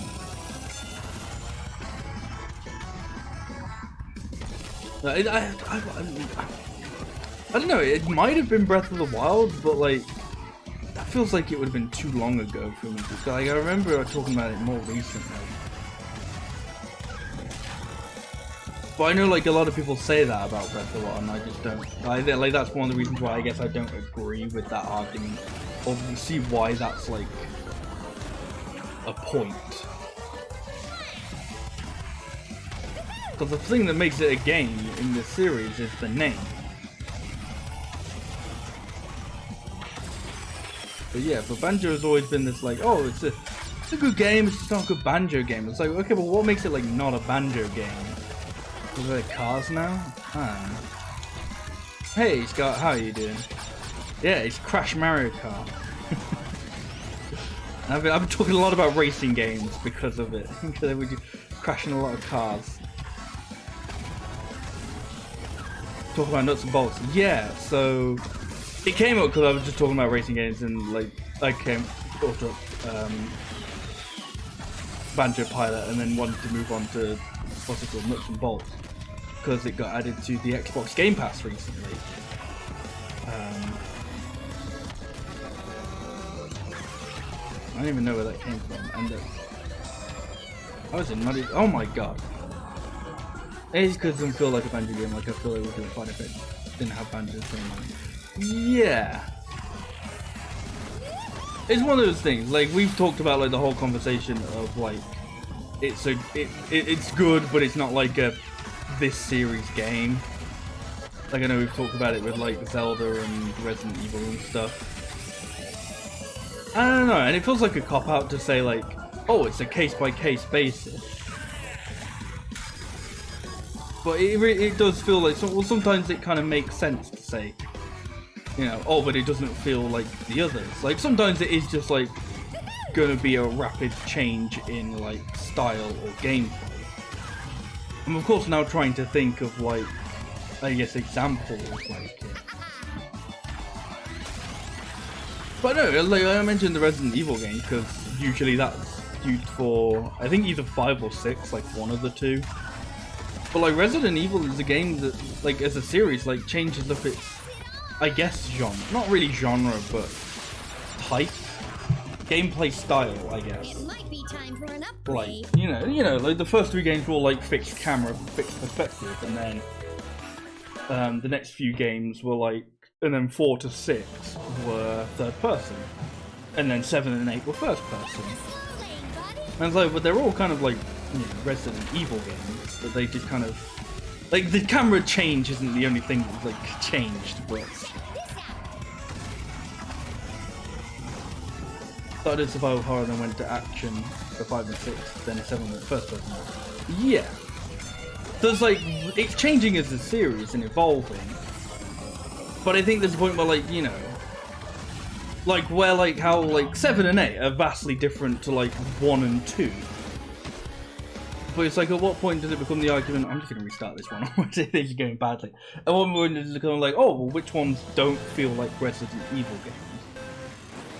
And I think that's kind of where with Banjo, you know, it's like, I can definitely kind of see how people would see Nuts and Bolts and go, oh, that's like not quite a Banjo game, but it's like, I don't know, it's still a collectathon, it just has cars.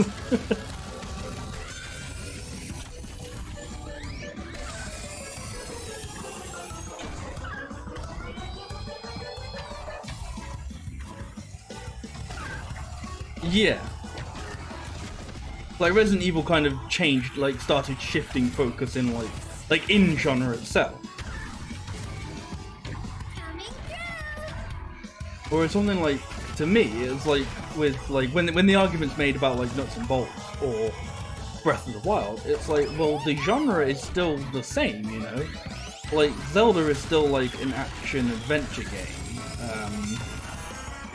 With like, you know, with puzzles and shit. You know, Banjo-Kazooie would still be like a 3D platformer collectathon.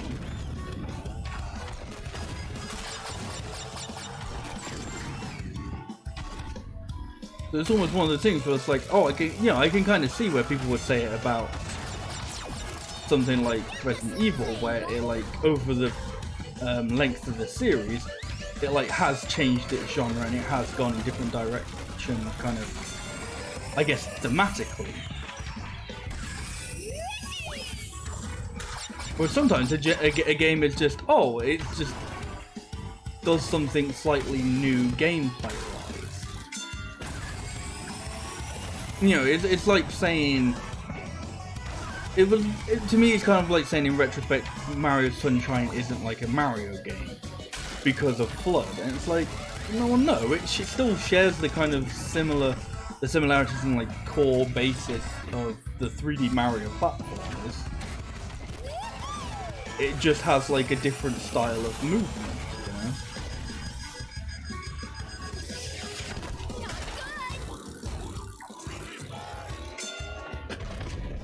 Thank you, Corset.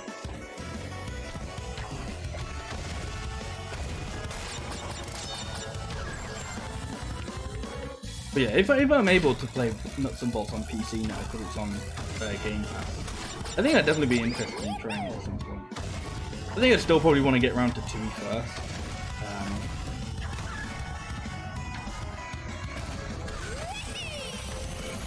But no, it's just one of those interesting things where, like, I think as time has gone by, maybe people have softened up to it a little bit. I don't know, at least it kind of felt that way, but then when like I saw like the tweet where like they announced that Banjo Nuts and Bolts was on Game Pass, and pretty much everyone in the replies was just like, hey yo, who gives the fuck about Nuts and Bolts?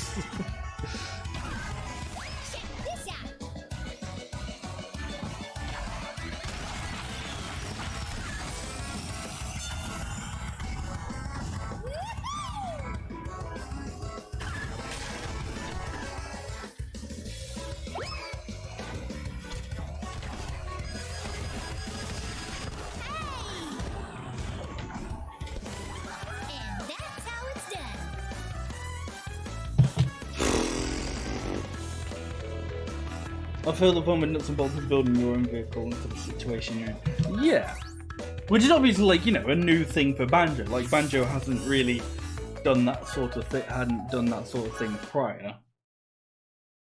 But I think at the same time, the inclusion of that shouldn't necessarily make it un-Banjo, you know? But I don't know. This is all, I guess, from just speculation and hearsay from what other people have said about the game. But I don't know. If I now have, like, the chance to play it without a lot of extra faff, then it would be interesting to check it out. Probably didn't help the game was filled with bugs. I mean, yeah, like, that's like, you know, if people don't like the game because it is, like, absolutely fucking riddled with bugs, that's, like, legit shit to, like, have a problem with. Congratulations.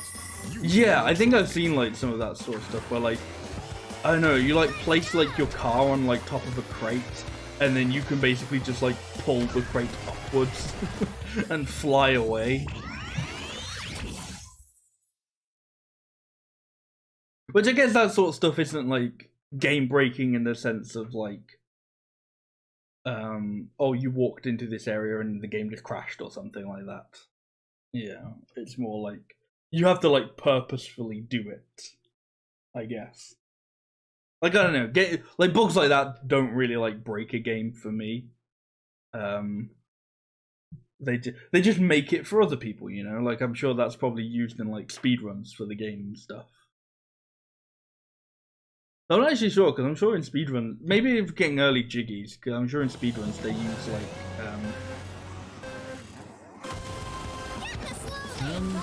oh, no, this is, like, an actual club. I thought I was going into the race against Pinstripe.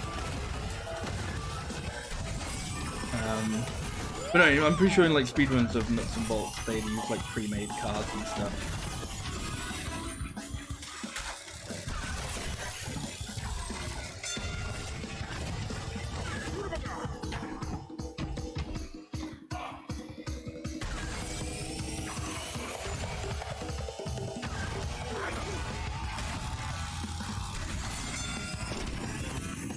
But I was thinking about it the other day, it's interesting how we're getting to the point where, like,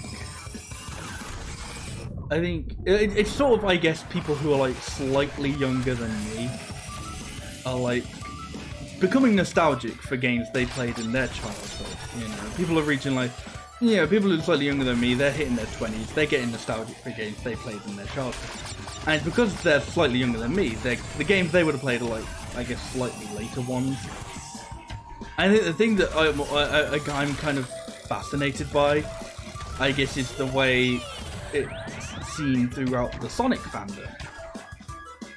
Because, like, I remember playing, like, you know, I'd say the games I grew up with in Sonic, and, like, fondly remember. Well, like, fondly, I guess, the Adventure 1 and 2. But I also did play Sonic Heroes. I played, like, a bit of Shadow the Hedgehog, and I also did play Sonic 06. But it's like, I wouldn't say I have, like, nostalgia for... I'd say I'd maybe have nostalgia for Sonic Heroes. I don't think I would have played enough of Shadow to get nostalgia for it. And I don't think I liked Sonic 06 enough to get nostalgia from it. You finished Shadow the Hedgehog. I've been watching a streamer who's like, she did like a subathon, where throughout the entire subathon she did all of Sonic 06. And then, like, one of her goals was to do all the endings of Shadow the Hedgehog. And then, like, another one that she met was to play through Sonic Heroes. So it was just like, the channel has just been like non-stop Sonic recently.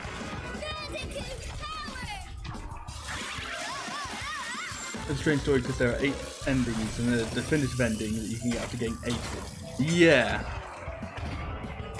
Yeah, Shadow the Hedgehog's an interesting one. But there's like a bunch of endings. And then you go, and then kind of like it's like Sonic games kind of liked doing that thing at that point. I think they've kind of maybe gone off of it. But, like, I don't think... Do you know what? I want to say 06 might have been the last game that did this. But they liked having, like, I don't know, branching. No, branching's not simultaneous. They liked having simultaneous storylines. So Adventure 1 had like the, oh, look at all these 6 different characters that all have like story arcs going on at the same time. And then Adventure 2 kind of like did that as well. Sonic Heroes did that. Shadow the Hedgehog didn't really do that, I guess. Like Shadow the Hedgehog was just kind of like all the endings are just kind of like, I guess, different timelines, and then there's like the final ending, which is like the true one, but it's still kind of the same like gameplay wise. And that's how it's done. But like, because like gameplay wise, it's like, oh, you play through, it's like this character or this team or this like set of people, and do like an ending, and then once you do all the endings, you get like a final ending. So you know, you get like the Supersonic ending in Adventure 1, you get the last story in Adventure 2. I don't remember what it's called in Heroes, but you get one for Heroes. They have to do some bullshittery in that. So you get the final ending in Shadow the Hedgehog, and then you know, you play through Sonic, Shadow, and Silver in 06, and then you get like the final like story bit in that. I think 06 may have been what killed them doing that, because that, I'm pretty sure that was the last game they did that sort of thing in. Because what was the next game? I want to say the next game was Secret Rings. No, the next game might have been Unleashed, actually. I think Secret Rings and like Black Knight may have been after Unleashed. I think. I don't know, like...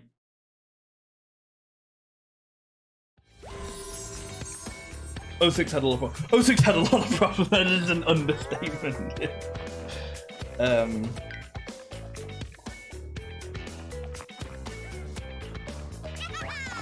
Rings was before 06. Okay, that's interesting. Then Black Knight. Okay. See, I think it's because I remember like Rings and Black Knight being like, they're like a, not collection, they're like a duology.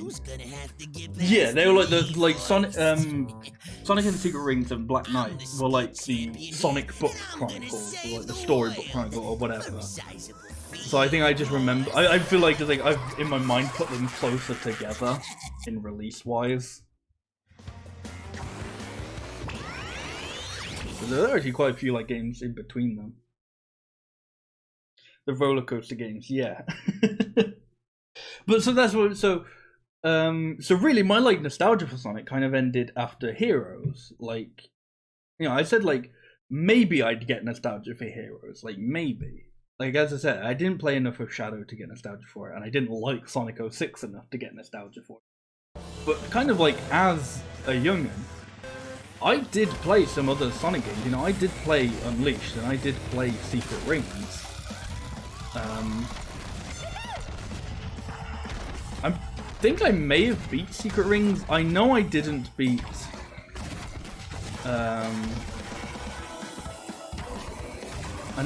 Sonic Unleashed.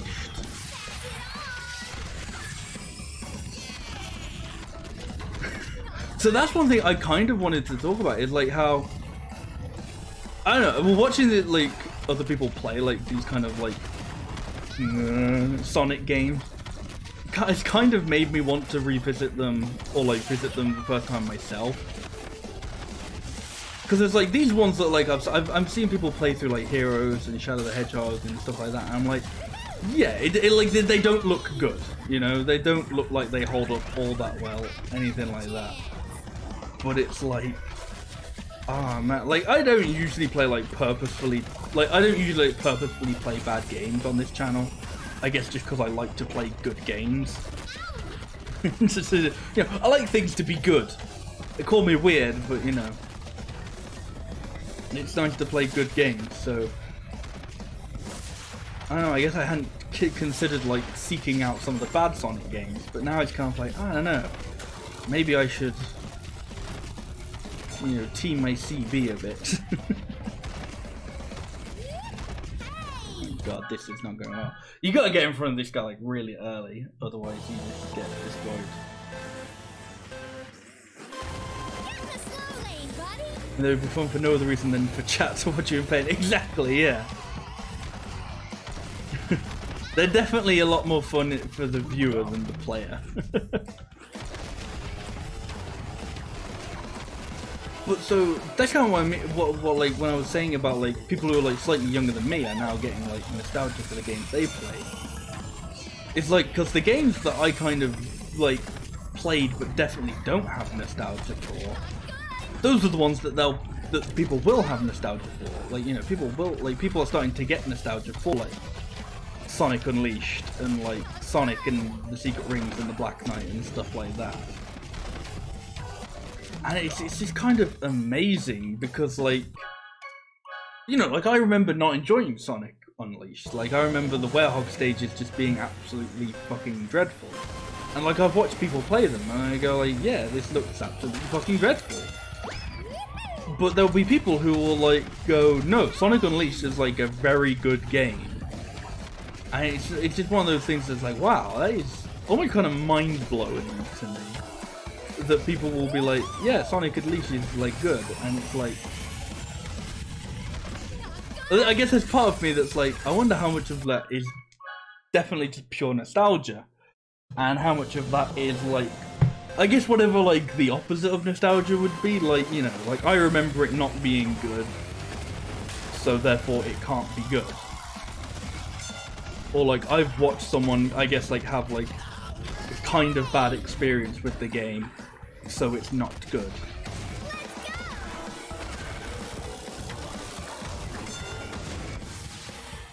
I don't even know where that rocket went.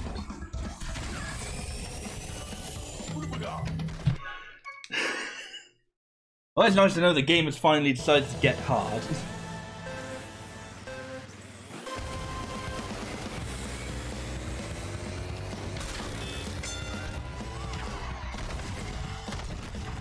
But I think that's also an interesting thing with Sonic games, and I suppose Sonic fans, is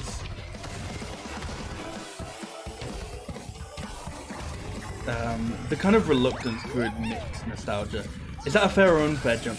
I think I think it's a fair jump. I just like somehow barely missed it. Like it may have just been unfair then.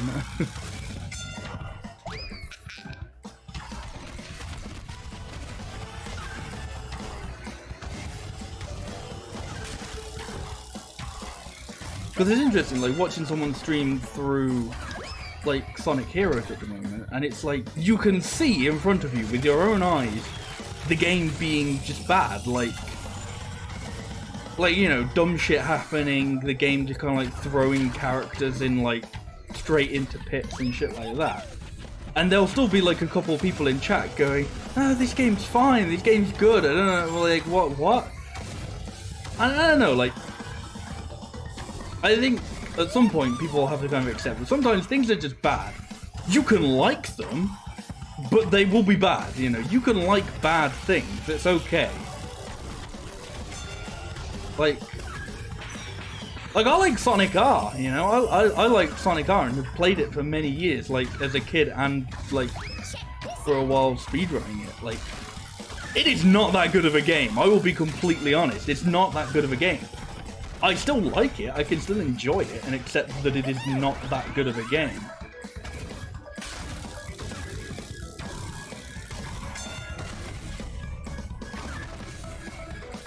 Yeah, like I mean with Sonic it feels like you're getting into some whole sort of thing anyway with their games and their fandom, but... And because I've been watching Sonic games recently, so it's like that's the sort of thing that comes to mind, you know.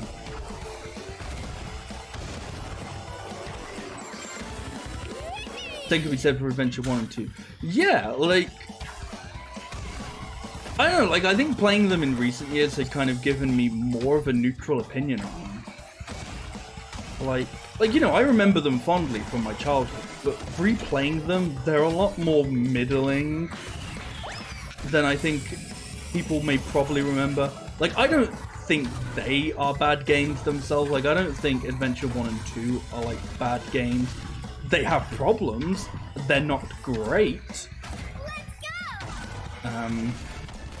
But they still fall in that thing where, like, they're not bad, they're not great, but I can still enjoy them, you know? And I think sometimes people need to kind of realize that sort of point is like, you can enjoy a bad thing, you know? You can enjoy something and go, wow, but this is like just actually garbage.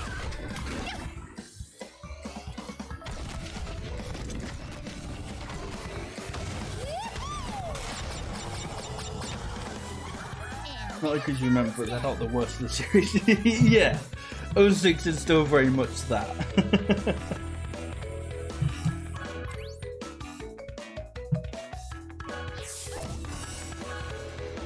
That's the thing, like, Sonic's been on my mind a lot apparently recently.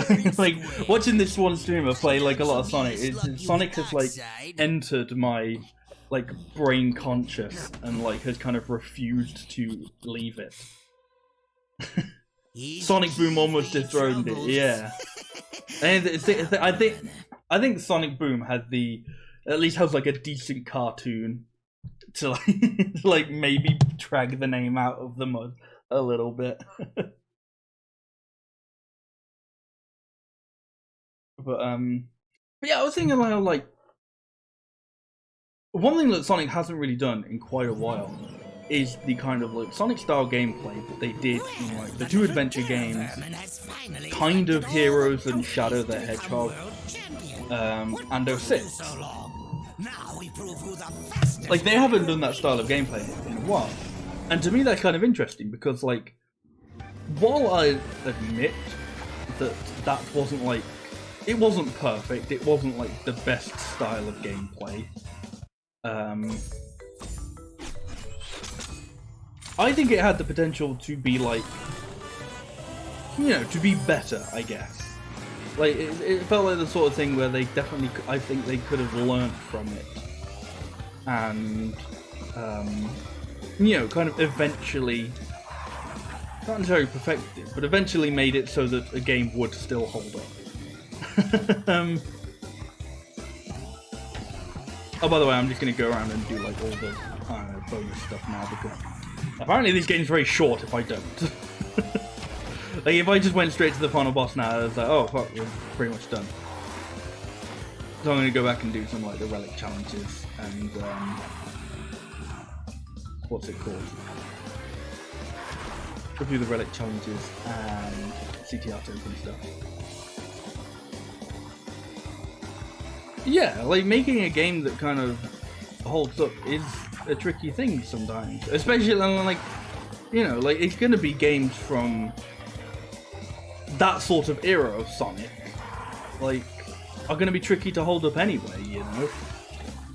Like, you know, Adventure 1 and 2 are Dreamcast games, like, you know, they probably had difficulty holding up purely on the basis that they were Dreamcast games. But you know, there are still some things that, like, even like games like Mario 64 I don't particularly like, and I'm sure if I went and played like the original like Crash Bandicoot or Spyro game, there'd be things that I don't particularly like. And if I played like the original, like some of the older like original version of Zelda games, there'd be things that I wouldn't be fans of.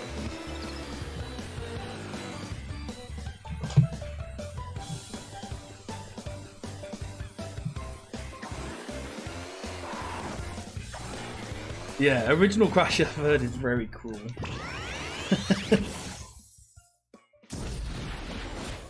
Collect the letters C, T, and R on each. Collect the letters C, B, T. But yeah, like, but it's interesting because sort of like during that, like, I guess era of Sonic gameplay, the sort of Adventure 1 and 2. Like, I don't know what you'd call that because it's not real. I don't know. It doesn't have like a name. It's not like, oh, it's not classic Sonic. It's not like Boost Sonic. I think is like, I think there's like what they're like Rush and not Rush. Rush is a whole different thing. It's like what colors and like generations is called. I think like the day stages of Unleashed. It's not like the roller coaster ones, like Black Knight and Secret Rings. It's just, like, I guess it's the adventure style thing, you know? but it was also used outside Adventure, so it's like, I don't know what to call it. Yeah, but so that's what I mean. It's like, to me, the Sonic levels in Adventure 1 and 2 are the high points, you know, those were like the good parts of those two games. Like, where those games fall apart, for me at least, is when they try to be a little bit more experimental and, like, I'd say almost over-ambitious, you know? Like, you know, they tried to do, like, all these different characters and gameplay styles. Like, I was thinking about it the other day with, like, Sonic Adventure 1, and it's like, okay, well, Sonic Adventure 1, 6 different characters, 6 different main characters that you play as. You got Sonic, you got Tails, who is basically Sonic-like. Like Sonic, but the levels are slightly shorter, and you're racing against, like, an opponent sort of thing. You've got Knuckles, who has the treasure hunting stages. You've got Amy, who... I don't really know what you call, like, a good way to sum up her stages, but they're just kind of whatever. You've got Big the Cat, fishing. You've got, Amy's like chase levels. Yeah, that's a good way to put it. Because you're being chased by, is it Zero? I think it's Zero. That's the robot's name. And then you've got Gamma, who's like a kind of a not really a shoot 'em up, but like a shooting. It might be time for an upgrade. Tails' race, Gamma shooting, Big fishing, Knuckles hunting, Sonic tradition. Yeah, and then Amy chase. So like you have all these things, but then like when you look at it, it's like, to me personally, half of them are fun. You know, like I like Sonic. I think that's still good. It's got like jank to it. Okay, we are still in the CGI mode. I thought like I fucked it up. I mean, I did fuck it up, but I thought I fucked up like just retrying. Yeah, so it's like, yeah, I like the Sonic. I like Tails, but I guess like a problem with Tails is that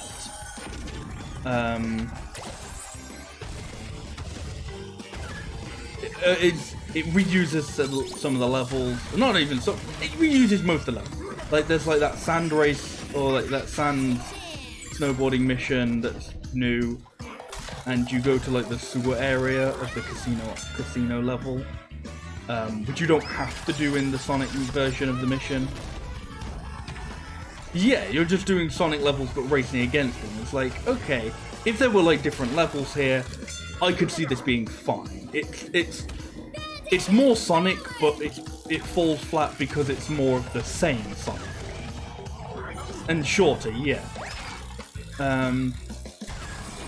I personally like the Gamma missions. I remember having fun during the Gamma missions. They're not what, like... They're kind of, like, completely out of place, like... I think if I had the choice, I'd still kind of rather just say, like, oh, this is, like, the full game of just Sonic. Like, even without, like, the Gamma section.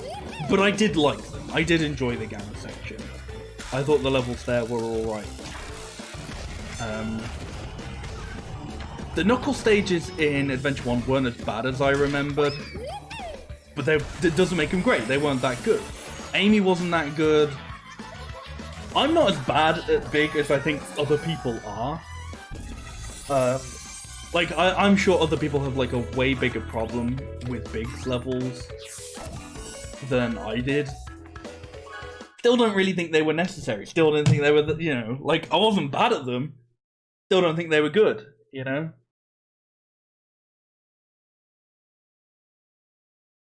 I think it's just the character. Maybe.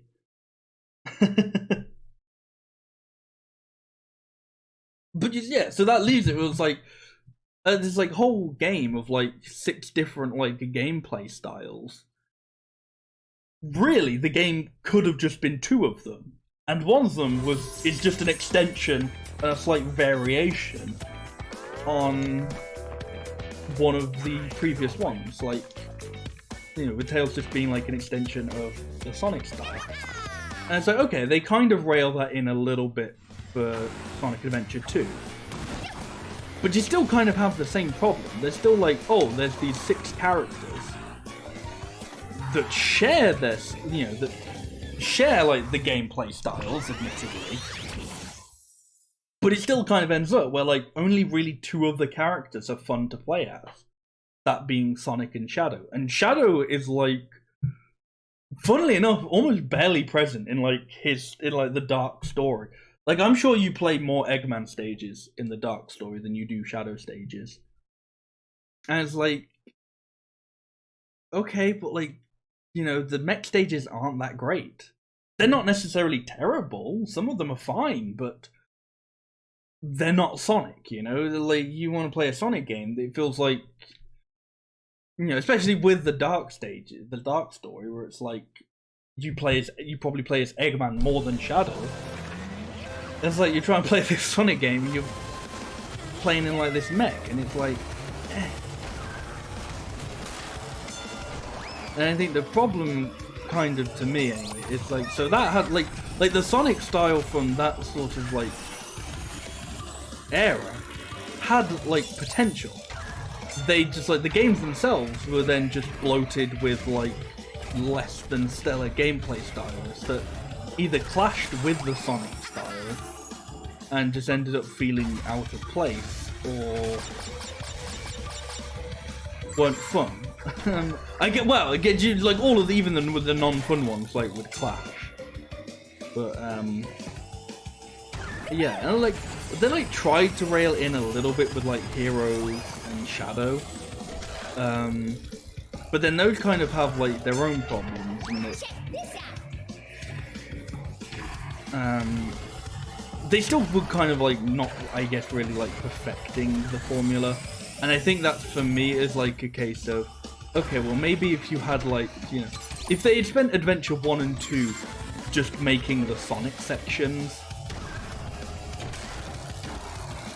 then, you know, if they were to do like a 3rd game with like purely that style, it would be solid.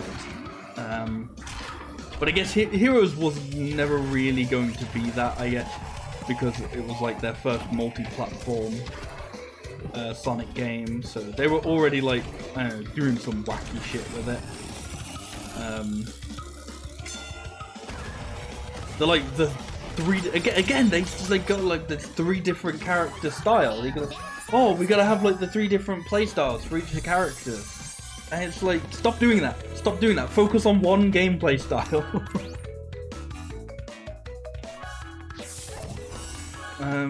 Again, and then again, you know, Shadow the Hedgehog tried to rail it in, but then they added guns, and though honestly, I don't think like, having watched someone play through that recently, I don't think guns were necessarily the problem with Shadow the Hedgehog. In a gameplay sense, like, okay, you know, there's the whole thing of like Sonic the Hedgehog series having guns. Like, put that in like a different room for the moment. I think it was more so. I think the problem with Shadow the Hedgehog is the amount of endings and constantly having to replay the same levels. And also, I think like there's more of a focus on like doing stuff because like they wanted like the branching paths. It was more than just like get to the end of the level. And I feel like usually those are kind of like the less great parts of Shadow the Hedgehog, is when it's like, oh, you've got to kill like 50 of these enemies, or you've got to find 5 of these computer disks, or you've got to do this, and it's like, if it was just like, you know, if it was just kind of like get to the end of the level, it would be fine. And if anything, I think that could almost kind of work better for Shadow the Hedgehog if it was like, you know, it's still branching path, but you get to the end of, you know, you branch the path in the level, rather than just having a level that has an end, and then if you want to go down the hero path or the bad path, you kill so many enemies, or you do something else, or whatever.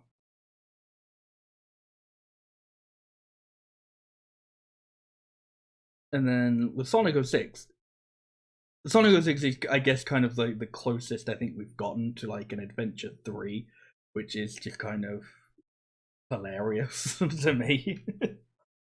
Like, you know, it's like, oh, everybody wants Adventure 3. but then like what would probably like the closest to an Adventure 3 is, you know, like pretty much like definitively the worst game in the series.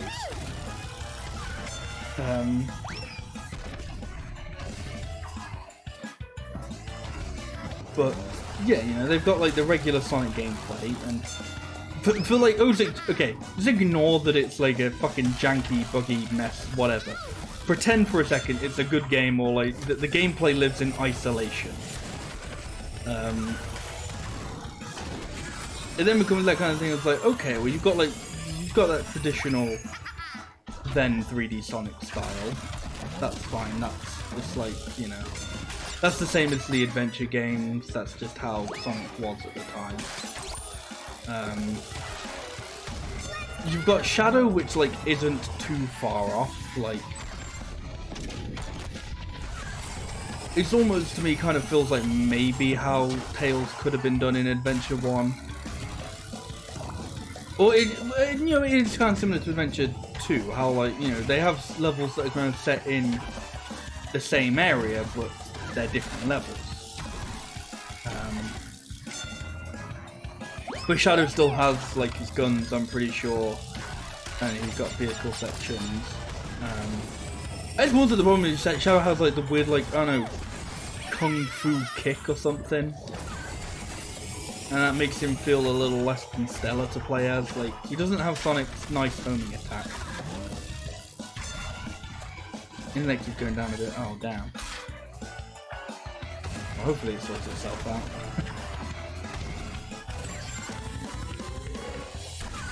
Yeah, so, you know, because of like Shadow kind of like lack of homing, it doesn't feel like it's similar to Sonic, but there's still like a little bit that's off about it.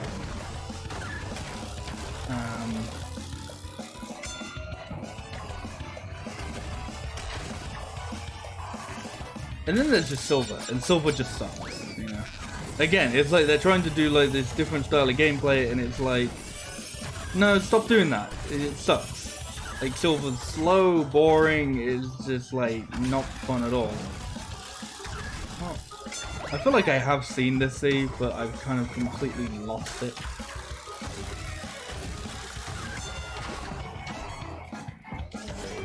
It might be time for an upgrade. And then yeah, and then after the disaster that was Sonic 06, I think they just decided they kind of just decided to scrap that style of Sonic gameplay, and I think it's a shame, because I don't think it was a necessarily bad style of gameplay. I just think they never managed to get it right, because they always added something on. Like, either the game itself was just not going to be good regardless. Like, you know, Sonic 06, you could have added any sort of style of like Sonic gameplay to that, it still would have ended up being bad, I think, you know? Like, you know, they could have made it like a 2D classic style Sonic game, and I don't know, somebody was still going to break into the writing room and write the scene where Elise and Sonic kiss. Like, having a different gameplay style wasn't going to fix that, you know? So yeah, it's like either the game was just gonna suck itself regardless. Okay, it wasn't through here, which is what I was thinking. Or, like, they almost kind of didn't give themselves a chance to get good at making that style, because they were just so busy on just throwing everything at the wall and seeing what stuck.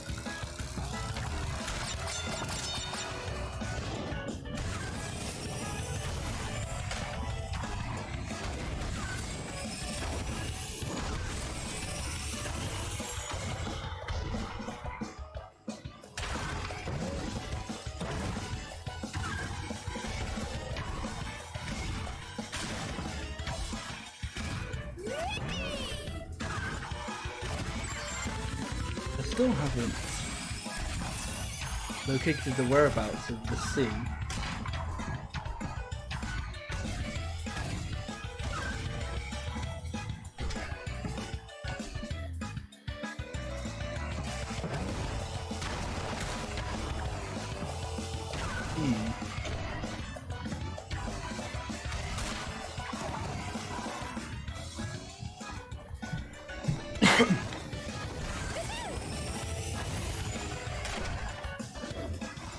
Oh, there it is.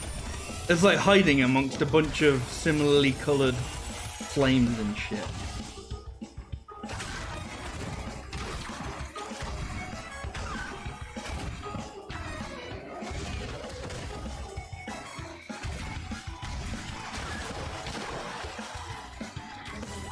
And that's how it's done.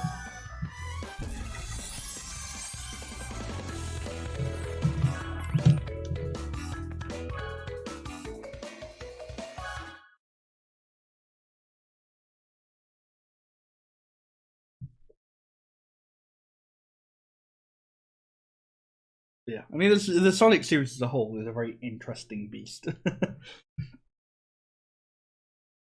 And so kind of when I was done with, when I finished like Adventure 2, I kind of originally kind of thought, yeah, I don't really have any plans to like stream any of the other games. Like, you know, Adventure 1 and 2 were the ones that I thought like, I'd remember them being fun. So, you know, I haven't really seen anyone else play through it and prove that wrong.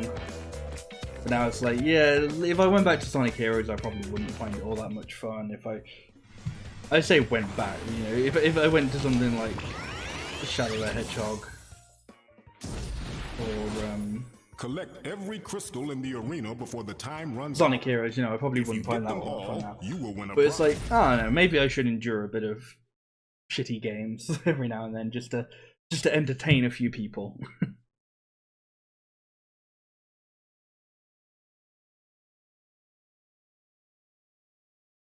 Like, I mean, I guess it's the thing. Like, I don't necessarily want to go into them with the mindset of like, this will be a bad game and I will not enjoy it. Like, if I do end up enjoying it, that's fine. But I think that's a continuation of that thing of like, you can enjoy bad things, you know. Like, you know, I could play Sonic Heroes and go, wow, this is bad, but I love it. Like, that is completely okay. I don't know if that would happen, but it's a possibility, you know.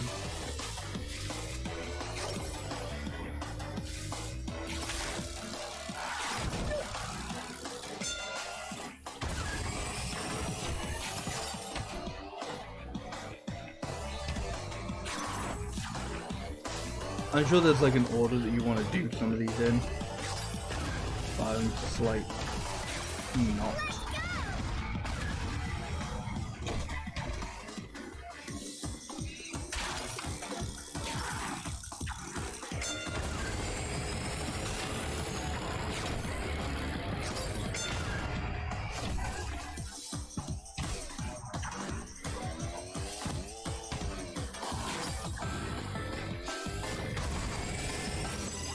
And that's how it's done.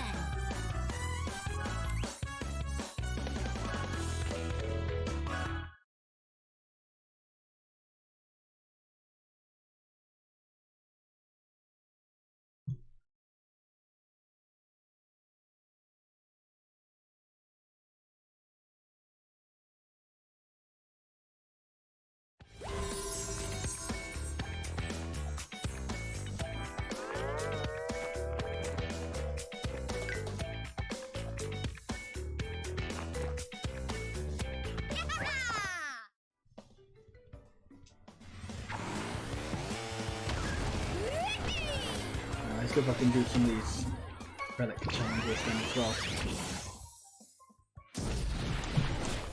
Get the Collect the lowest time relics. you Blah, blah, can blah. by racing fast and breaking. Go fast and break shit. Still no idea what this ring rally is. I think it's like a different mode that hasn't been like put into this. That's one thing I kind of wish they did with this game. Could they put all like the tracks from Nitro Kart in? It's really cool, but they're like, I kind of wish they did like some sort of like story mode sort of thing with it. Because like, well, I guess I'd only ever play those tracks if I was like, how did I miss that? I don't know, like if I was just playing the game, like if I was doing like time trials, or if I was doing, I don't know, something else. If I was just like, you know, just playing the regular multiplayer, I guess, or online or something. I guess it's pretty multiplayer.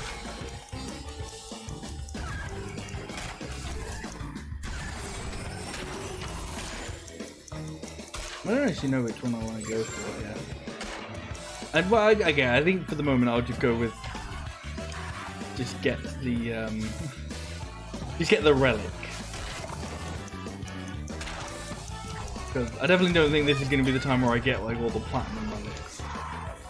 I couldn't do that when like I first played the game and was into it. I'm probably not going to really be able to do it so much now. Nor am I going to want to invest the time to do that.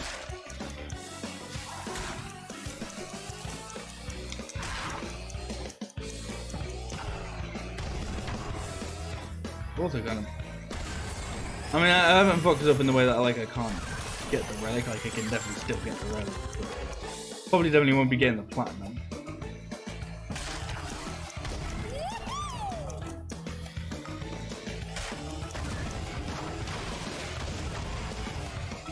I guess unless the platinum for this one is very lenient, which it might be, it's the first stage.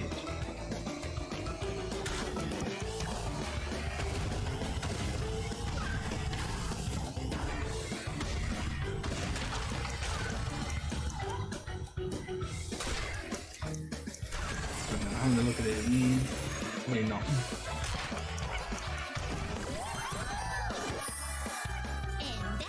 I don't even know what the gold is.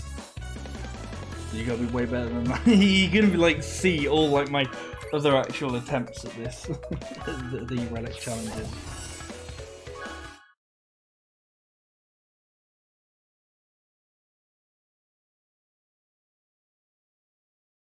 Man, they love telling me about Ring Rally. If I know what that is.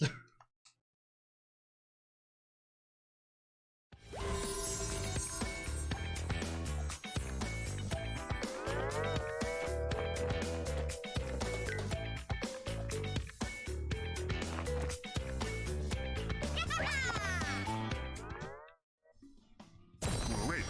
You've earned a relic.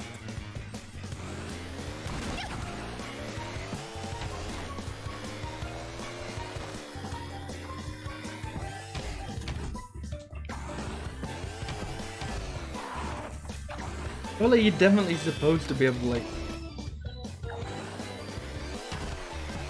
pick these up, but it's like, how? Is there like a character that just jumps higher or some shit?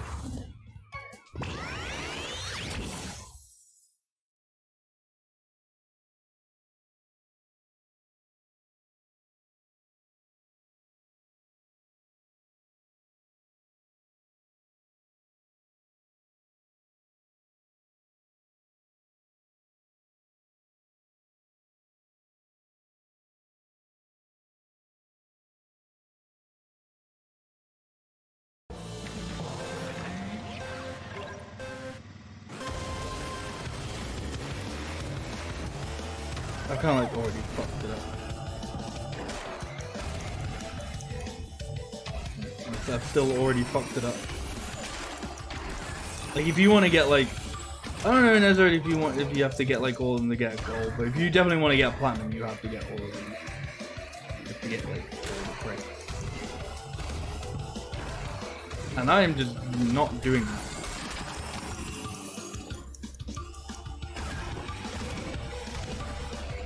They don't get random ad for Bitcoin nowadays on Twitch. So, I mean, I have an ad block installed, so I don't usually get ads. But I think whenever I do, it's usually audible. And maybe like, there's like sometimes random like gaming stuff as well. Like I'm sure I've gotten like, I don't even know what they are, but there's something to do with gaming. But most of the time it's audible.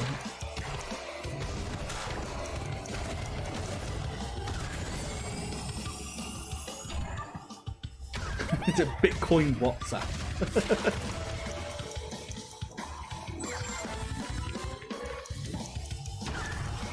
I think my favorite type of adverts though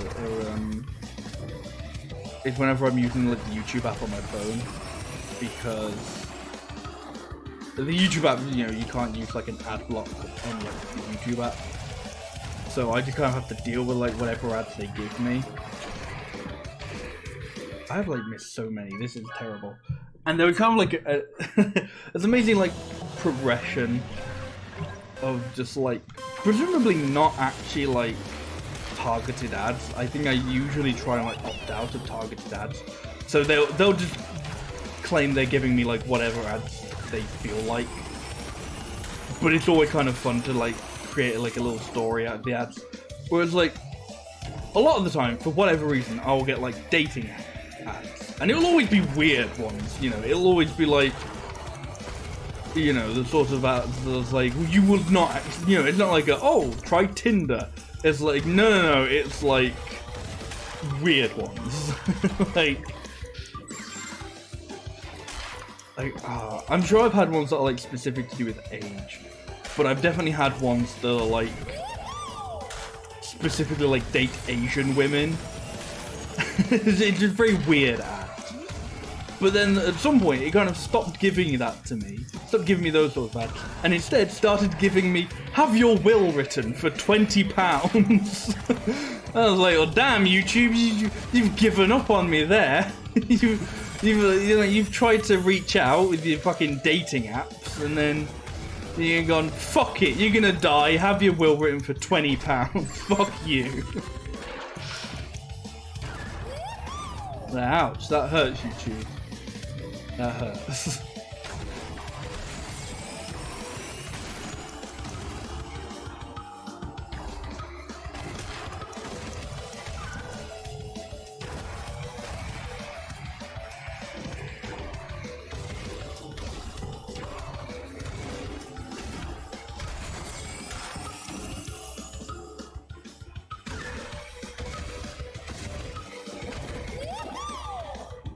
I kind of forgot like how really good at this you have to be. Like, I mean, look at some of like my actual times that I've got on this prior, and I'm like, but just barely scraping by to get the sapphire one. Like, I think understandably, like this is when like I, you know, grinded out and like was trying to get like platinum and gold relics and shit. But yeah, I forget like how actually good you have to be in the game to do this shit.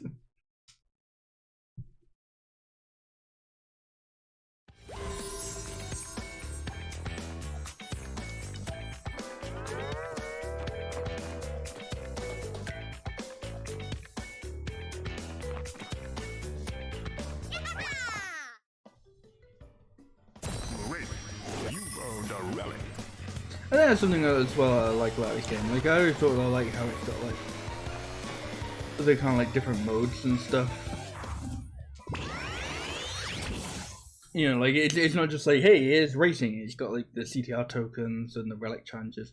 Well, like, cause like the relic challenges, well, that's the thing in like regular Crash games. You know, it's like regular Crash games already had that sort of like time trial mode for the levels. So obviously it makes sense to incorporate that in a racing game, and I think it works really well.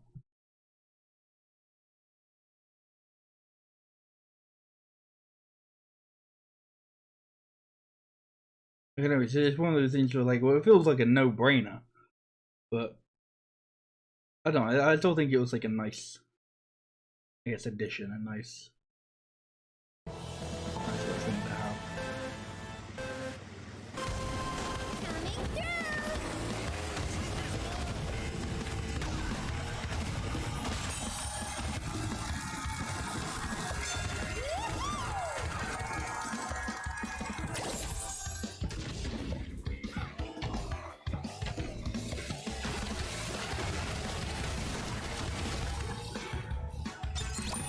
I'm actually thinking about it. That's kind of a thing that like Crash, it's almost kind of alone in. I feel like this platform is. Like I don't know. I can't really think of many other platformers that have that kind of like have like some sort of like time trial aspect. Like even Sonic, who's like kind of going fast, didn't really start doing time trial stuff until like the 3D game, and even then. Never really had like a focus on like time trial, like never really like had like a focused time trial mode or anything. Like it had timed missions and stuff, but never to like the degree that Crash had.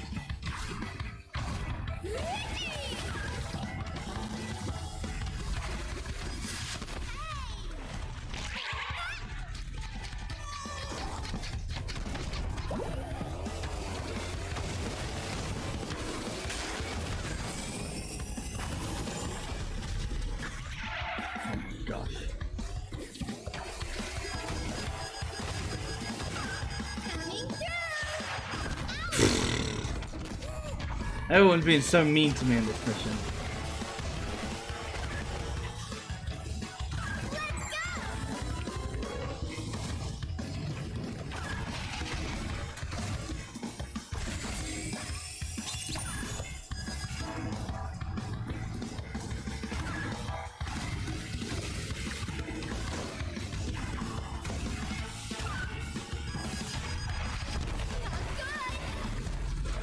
I guess the thing, talking about like jump drives, I think that's maybe more like a modern thing, I guess. Like maybe other games have like taken inspiration from like Crash and though I feel more so like the rise in popularity of speedruns. Like I can't really name any examples, but I'm sure there are like indie platformers that have like, you know, they like to have like dedicated like time trial modes and like, yeah, they have like the speedrun modes and shit. Yeah, yeah. Like it's definitely like something that's kind of become more of a thing because of speedruns rather than you know, where the like Crash was like kind of doing. Yeah, yeah. Pile Up I think it was called.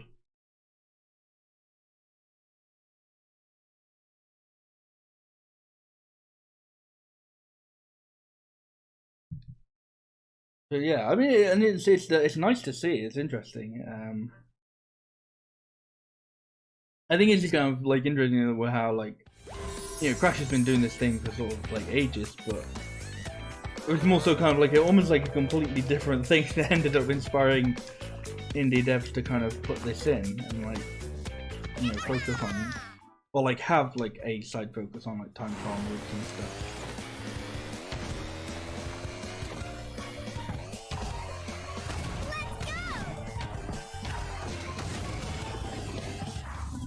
Did I do this one? Yeah, I have.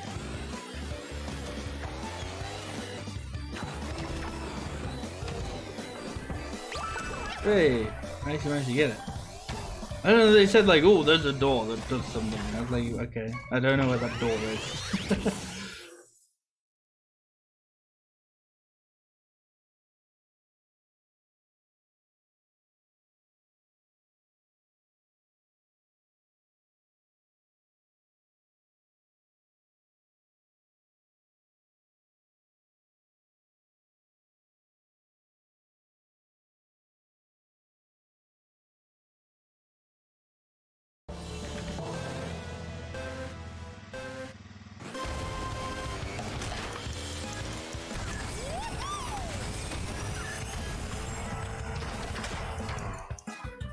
And I guess when you think about it, that's kind of, it almost makes it make sense that like Crash had a kart racer, you know?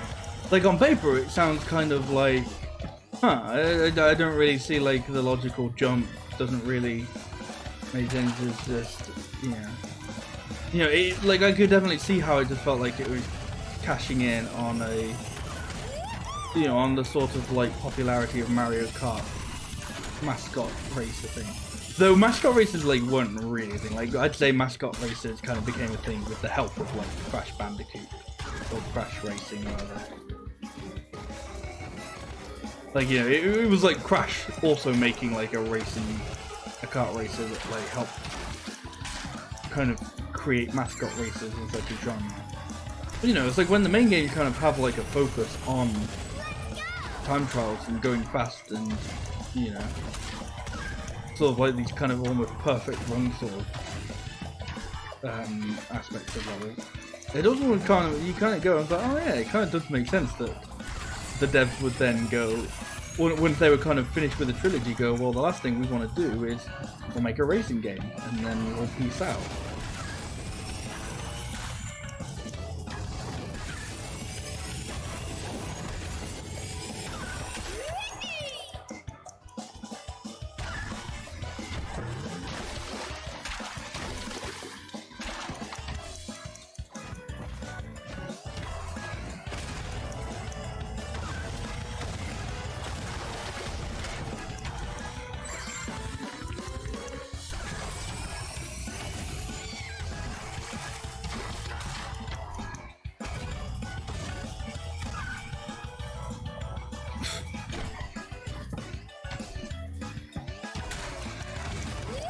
still reached the point where you get to mind of mutant. Yeah. You get to like, you definitely like pass a point, and it's like, okay, well, Crash has kind of stopped being what Crash was.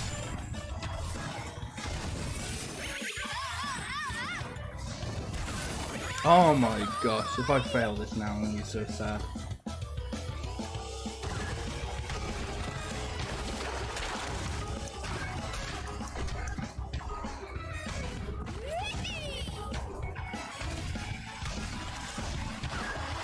I'm sad. I mean, I did hit quite a few things all in the last lap, so it makes sense.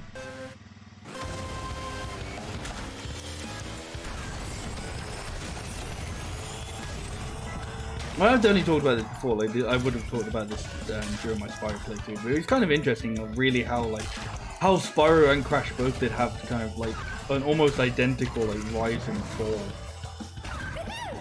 like in their like time. You know, like with the successful like PlayStation 1 trilogy, then the studio started working on different things.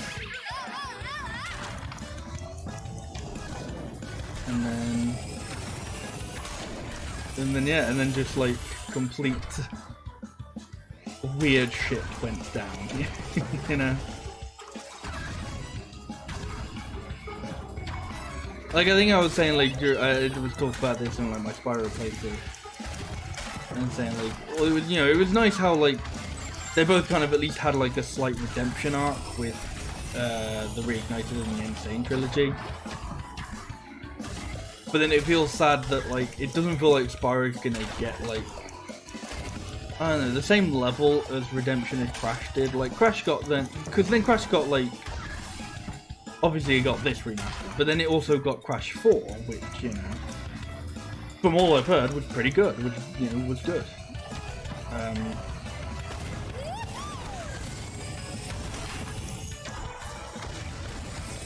And like I said, like I ended up playing Spyro 3 like just after he sort of like apparently Toys for Bob, who worked on the Reignited trilogy.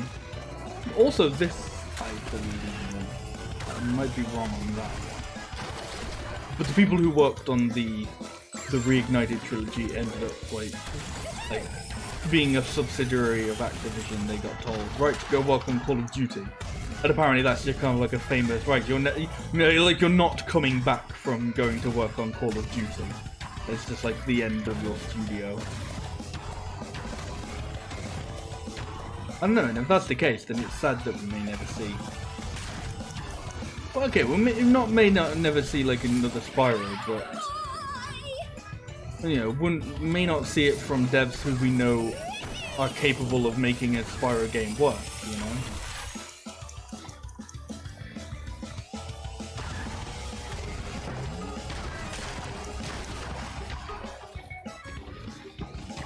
Actually, I might be mistaken. It might not have been Toys for Bob this one. It might have been Toys for Bob who did Crash 4? I don't know. I'm really struggling to remember like who did like who's done like the because they had like different people working on trilogies and like this remake, and I don't know. I'm bad at keeping track of it.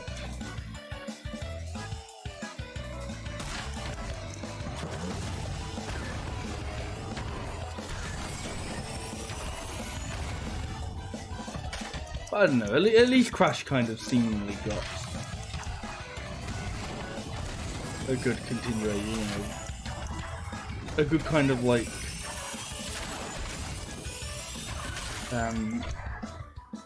yeah, redemption is what I was saying earlier. It's got like a nice redemption arc with Crash 4.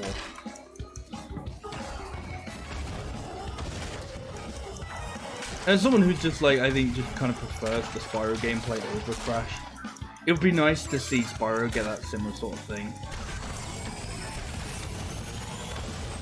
But, you know, who knows if it would actually happen.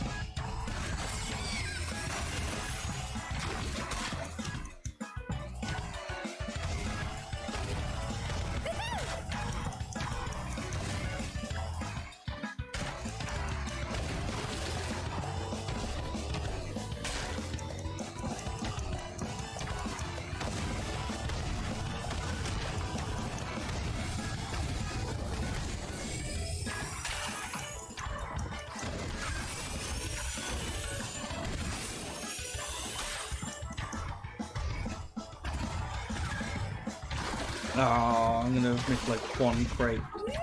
It's literally gonna be one crate as well. And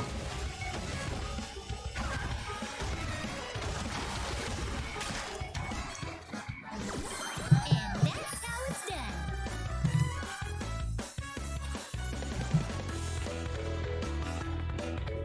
So if I hit that crate, that probably would have put me probably 5th, I reckon. So still not really enough to get anything better.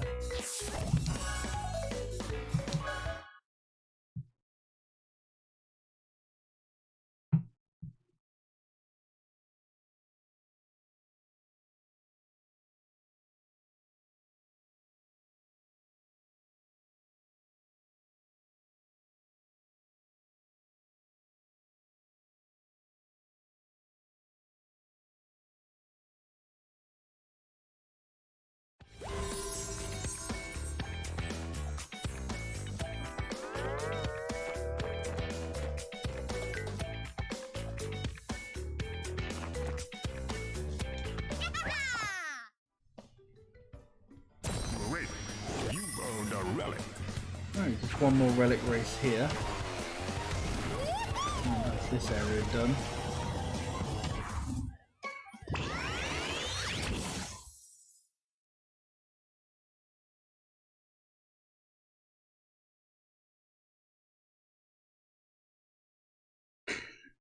So just telling me about Ring Rally. So please check out Ring Rally, please. It's new. It's new. I don't know how new it is.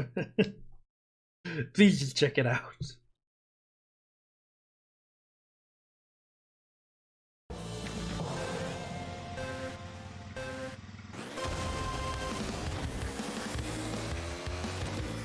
Now I'm pretty sure this is one of the few that I definitely didn't have a platinum relic on.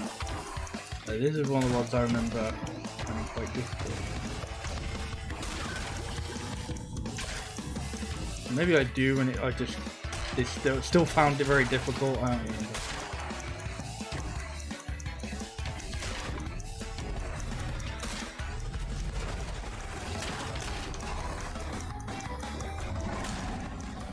So I remember finding this one difficult because some of the jumps are just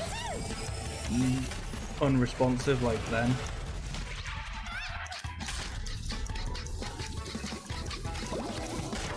Like I'm hoping this will be just getting it like the normal one will be fine and easy, but yeah, if you want to go for a harder one, but it'll be more difficult, which is good, I don't want it.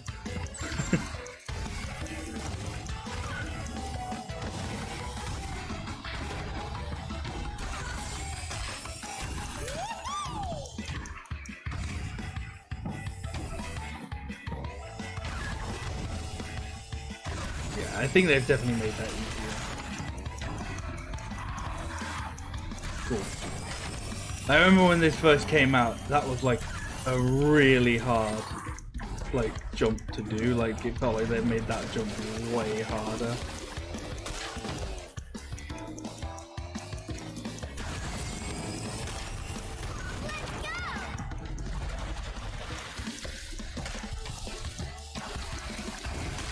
There's also like another box up there. I have no idea what that was.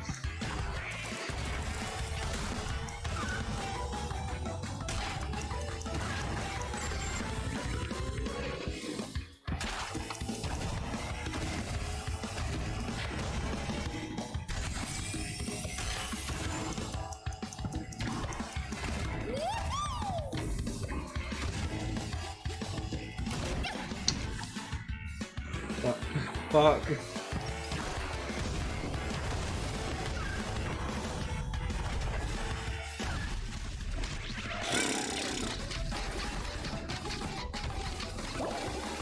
I think it's strange enough somehow, I think I'm still gonna do this. Despite just constantly fucking up.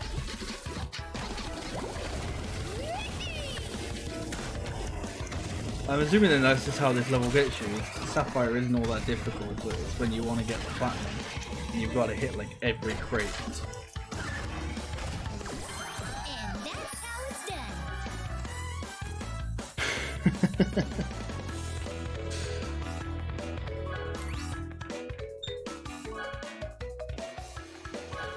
kind of wish there was just a retry thing. I kind of would like to retry that again, get the wacky box. Hey Maritime Seagull, how are you doing? Thank you for the 24 months. Wow, thank you so much for that. That's 2 years. Thank you, that is incredible. Thank you so much. How are you doing? I hope you're doing well.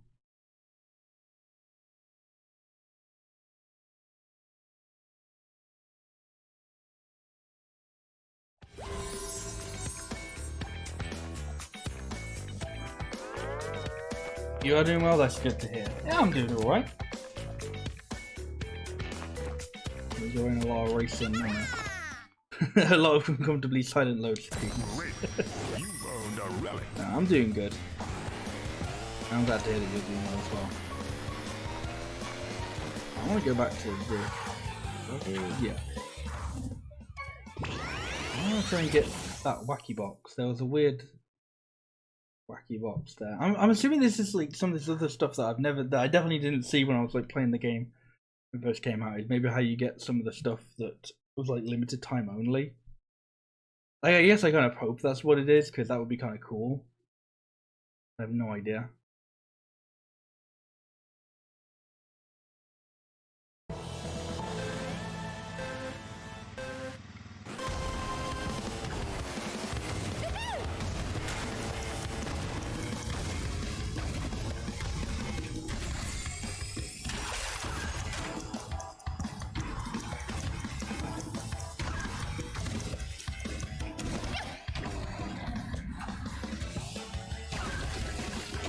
Okay, well thanks for stopping by.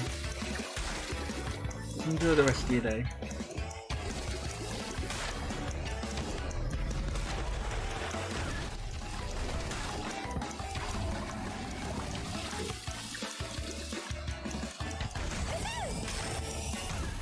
Wow. How do they get that and then miss those?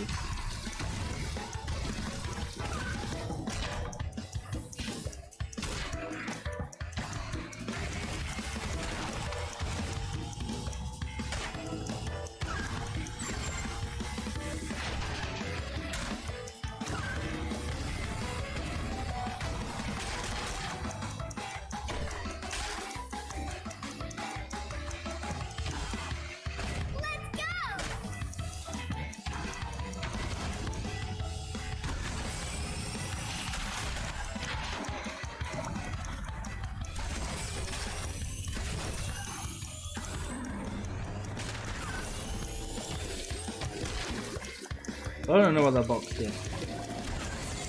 I'm hoping it was something cool.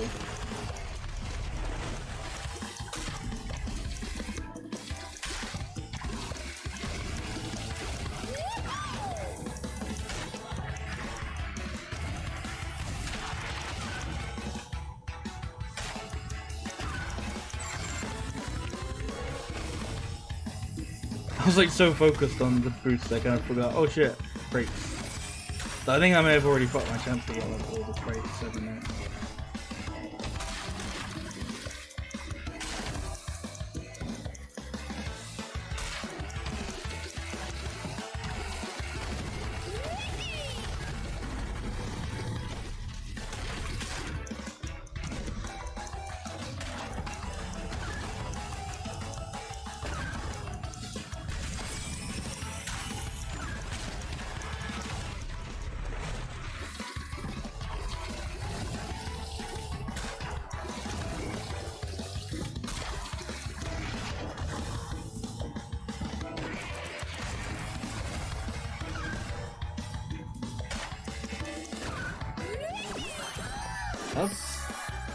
Okay, no. I was like, that's almost my best time. And not even close to my best time.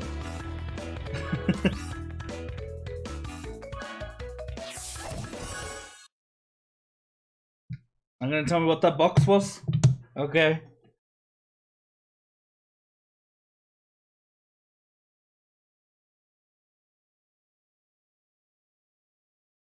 He's gonna tell me after this, I don't know.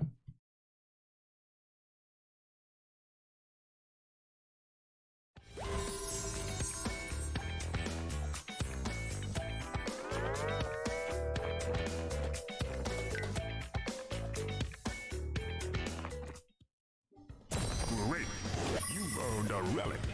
And hit a completely pointless box in the meantime. Very cool.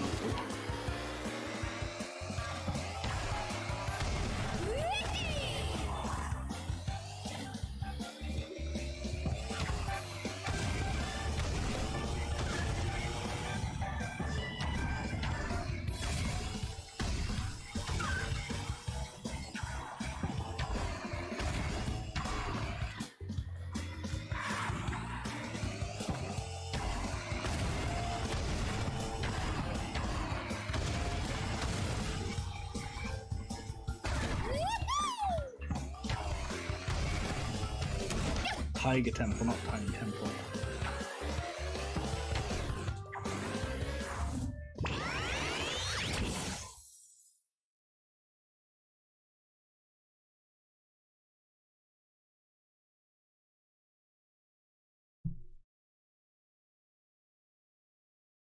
So I wonder if I'll be able to 100% this tonight. I know, like, I've already seen, it goes up to 101, but it's like, I'm pretty sure this feels like some of that it counts I think it counts like to the gold relics. Like I don't think it counts to the platinum relics. Maybe it does, and I don't know, it goes like a little bit higher, and I just don't have them all.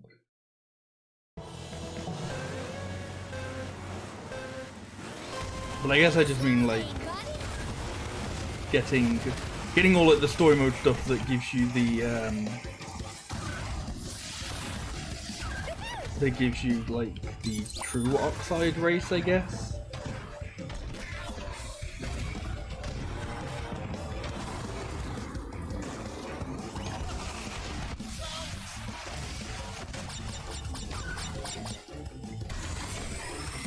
I guess it really depends on like how good I can be at the game as to whether or not I could possibly do that tonight. It feels like he's gonna hit one of those awkward things and it's like, oh well, it could be a very long stream or one in a very short stream.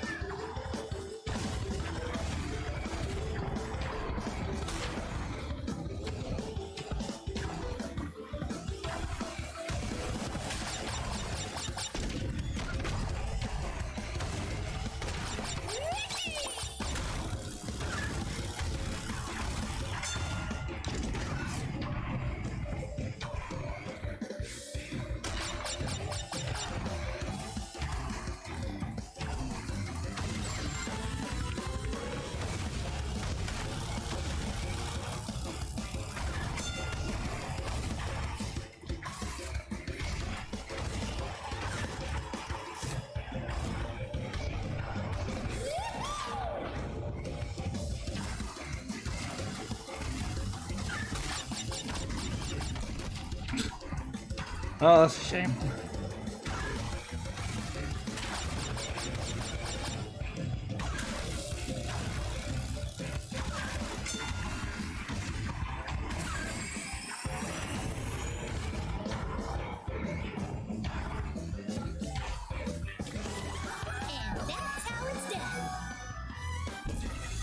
Wow, I got the exact same time for the second and third lap.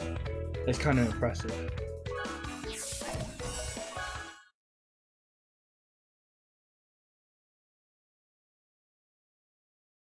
Surprised after all this time and updates, they didn't just add one that's like, hey, well you can just retry, but this time go, okay, I'd like to do the relic race, or I'd like to do the CTR token race. And nope, go to the loading screen and go to the overworld. Zonk out for a bit and have fun. Have fun sitting through those loading screens.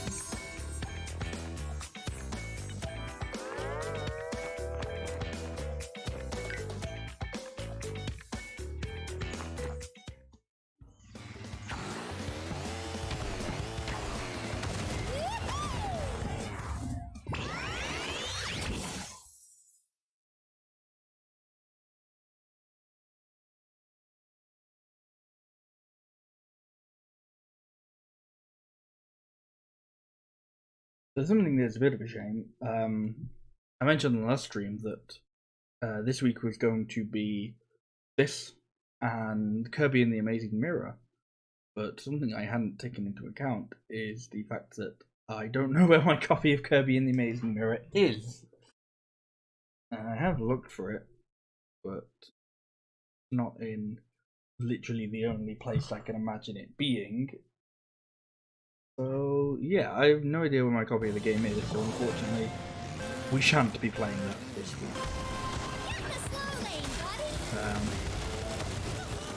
Yeah, I've kind of got an idea as to what I want to do instead. I don't know how well it's going to go because it's a weird pivot because Kirby the Amazing Mirror I did play as a kid. I liked that game. And the game I've chosen for instead, I don't really... Well, I say I don't really know. I don't know at all. But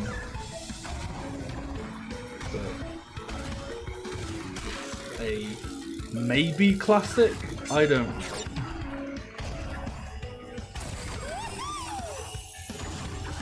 I don't like it's so unknown to me. I don't even know if it is like a classic or whatever. Like I think it's supposed to be a classic. I don't know. You'll see. Or maybe you won't, because I haven't exactly sold you on it. But you should come and see.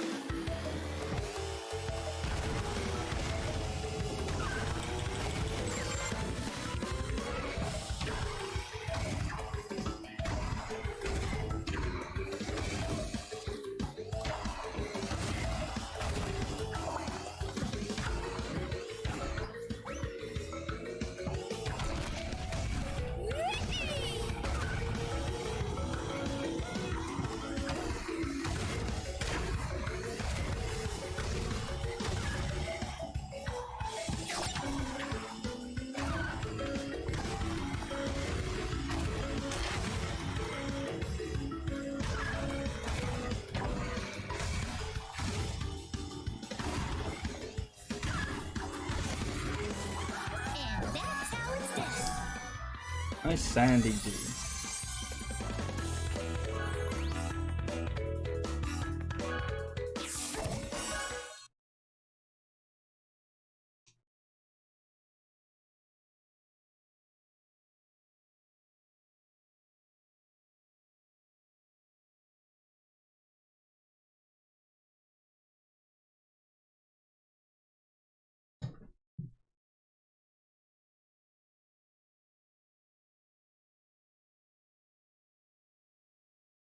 Yeah, I'm still kind of in that weird thing where I was like, I'm kind of almost shocked, surprised. I don't know.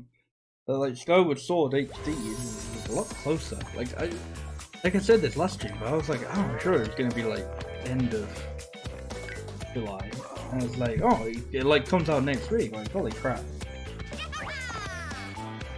And I looked at that, and that's like not a silly length. But that's not like a short length game. That's quite a decent one. In fact, actually, I'm pretty sure it's like it might currently be the longest game. If the time I put down for it is the one that I'm currently thinking of, like if I'm remembering it correctly, and I think it is actually like the longest game I've got on my list at the moment.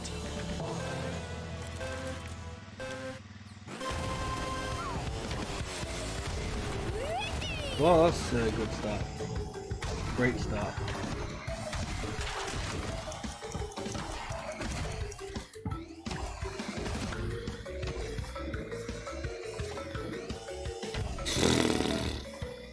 Okay, you have to do a little bit of a jump there.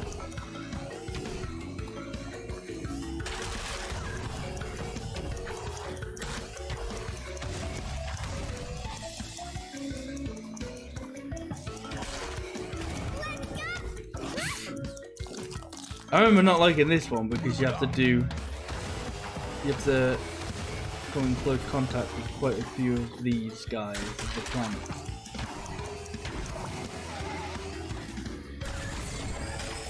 Oh my gosh.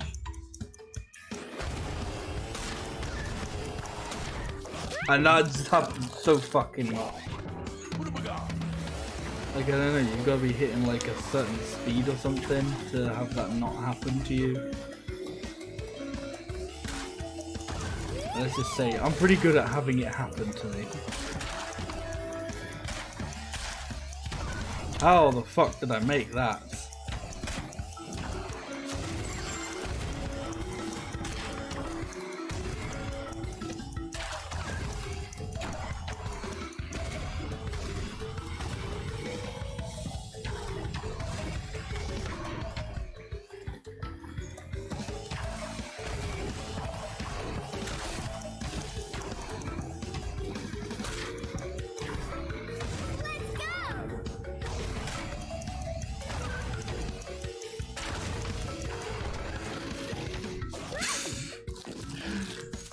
Like, you've got to be going a certain speed, and it's just like anything else is just the wrong speed.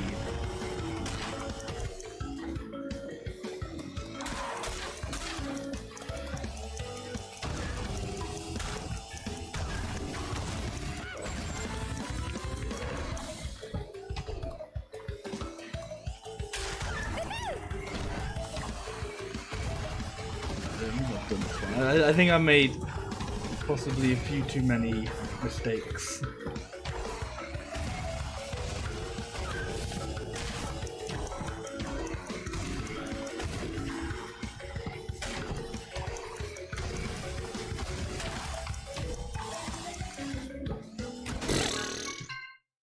Yeah, definitely wasn't gonna make it after that. There was like a little bit where I was like, oh, I could fool myself into thinking I was gonna make it. Not after that.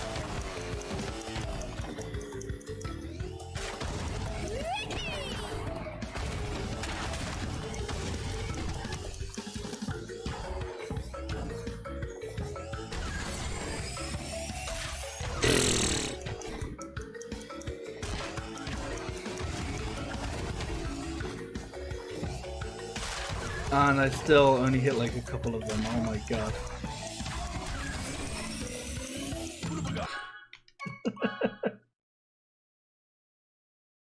It's awkward shit that like this is gonna make it a weird like either very long stream or one normal size stream and short stream.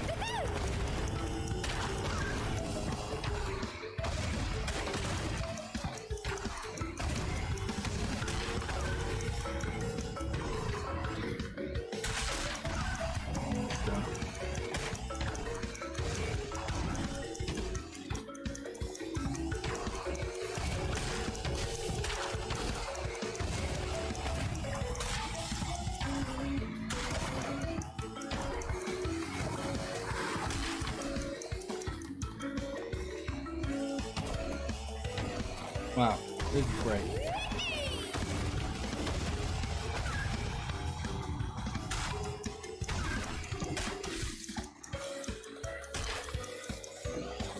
It was like keeping track of them as well.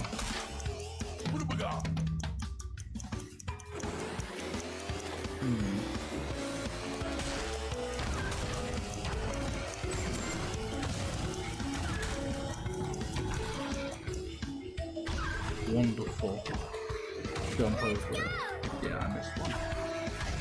We'll see on the third lap how maybe I need that.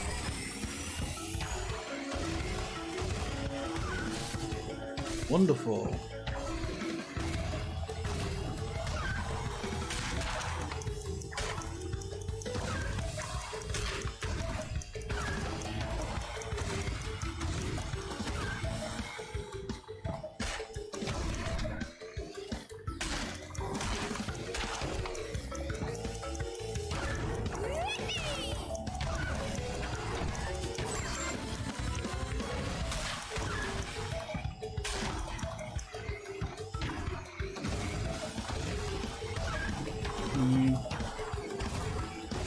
I'm gonna risk it and not go for it. If I don't get it, I'll just say, well, the fact that I went around the pyramid a few more times than I probably needed to is probably the blame.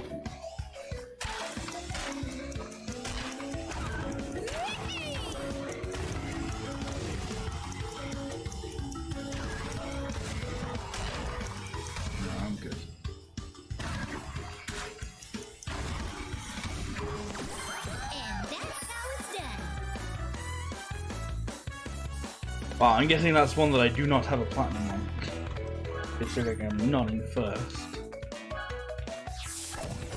So I'm not surprised. I'm not surprised at all that I do not have a platinum on that, because that looks like a stupid one. Well, I don't know, it just looks like a stupid one. It is a stupid one. Having just played it, I can confirm.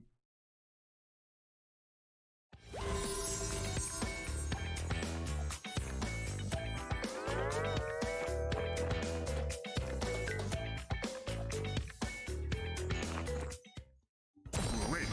You've earned a relic.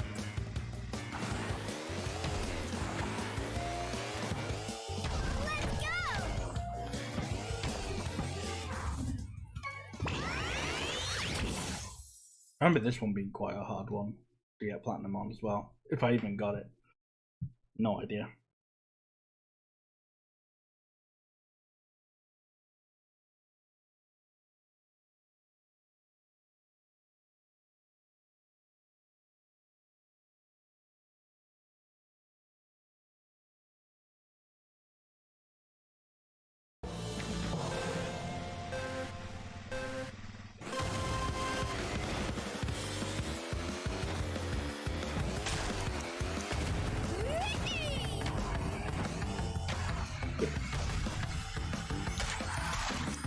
Good.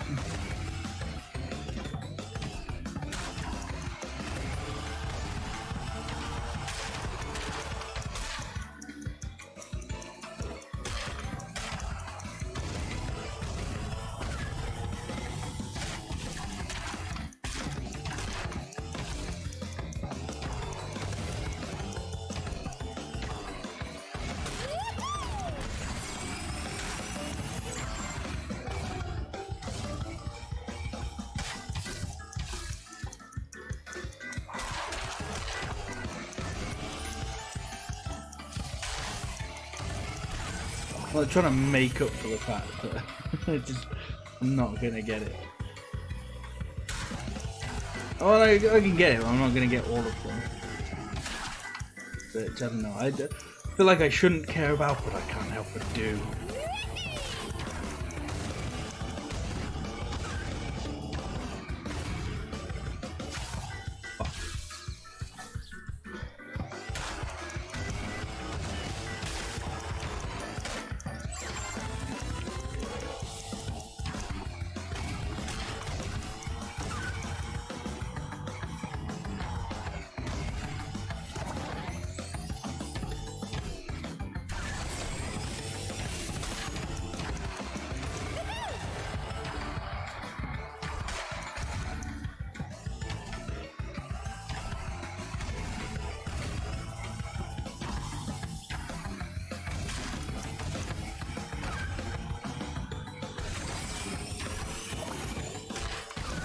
Ah, I only got one there. It's fine. And that's how it's done. There, you can still in best time 40 seconds. Ah, it's interesting to go back and just see and it's like, wow, yeah, I like really got into this game. It was a good game though. I did enjoy it. I'm enjoying it currently, you know.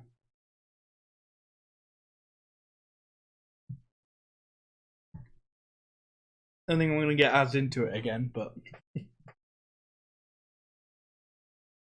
was a good time during that the summer that I was playing it.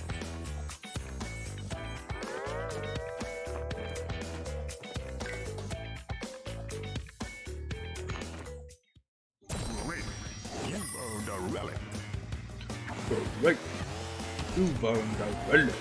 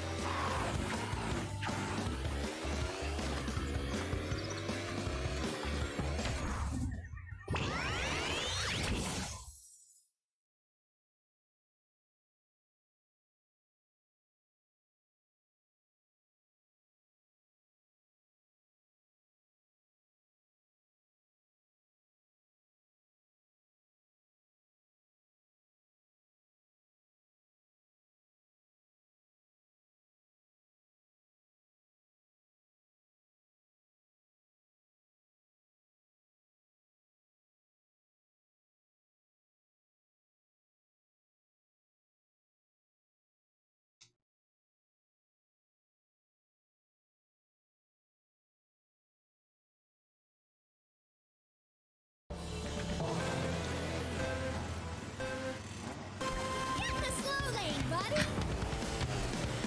Immediate aggression right out the gate.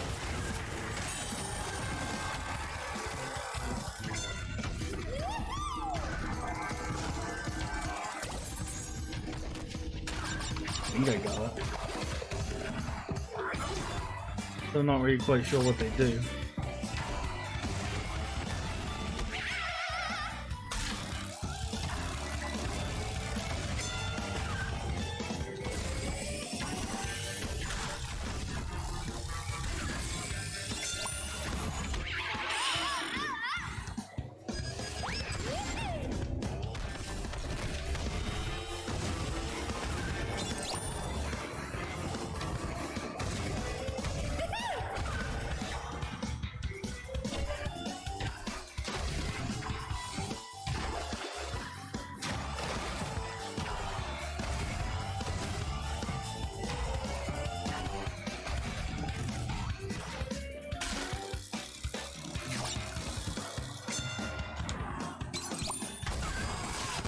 I realized it was going to be better to go from the other way. I thought, yeah, it wouldn't matter.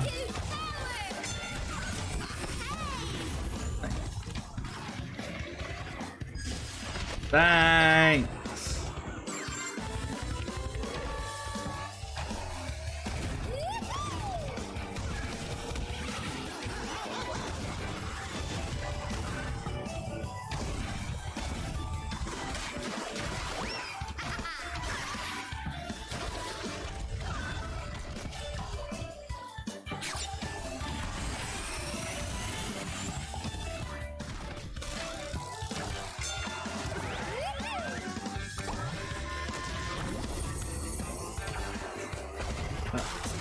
Was a good shot. So I needed to be good. That was very good. That was very And easy. that's how it's done.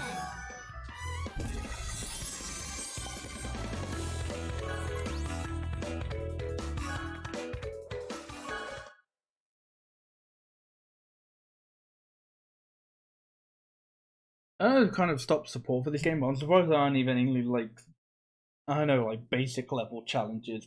Like just like I remember when it was being supported, there would be ones that says like win a race, haha. It's like, alright, you're not even gonna like leave that one in as just like a permanent loop. And I guess that's just sort of the, I don't know, that was default one. But no, still, it felt like you could have left like a few, like just on rotation on the way out, you know.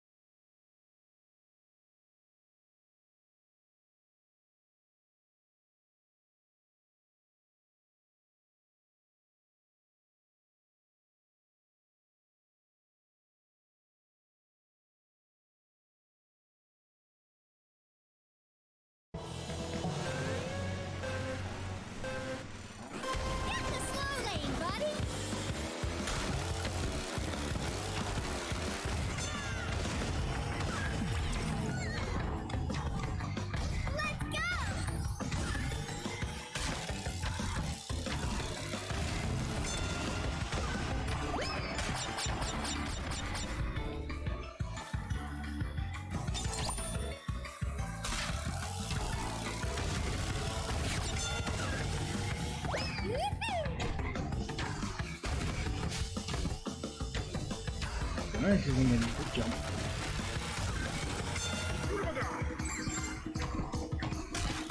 Let's see what that is.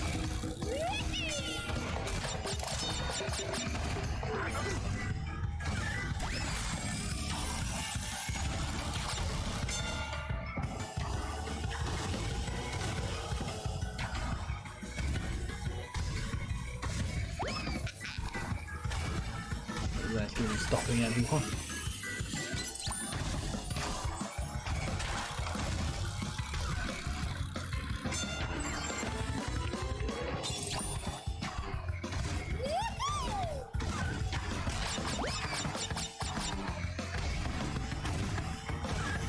I think all that nitro crate was, which was mine, all I did was inconvenience myself.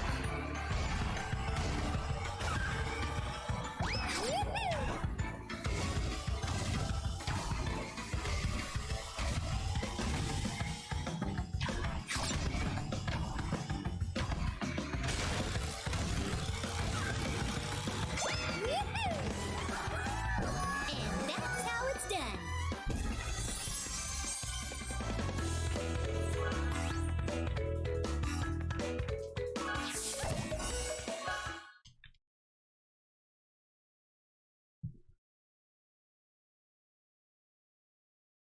What is it? I feel like there's something in my eye. This is like constantly bothering me.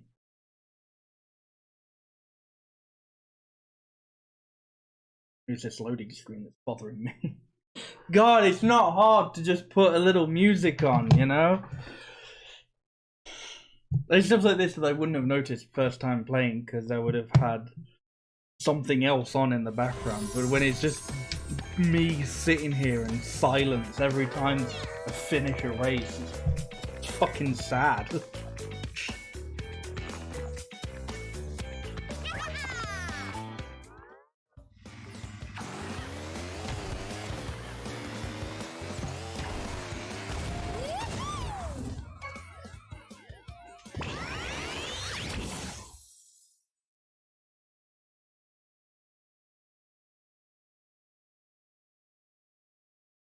One appearing glowing crates, catch up with them for a big payout.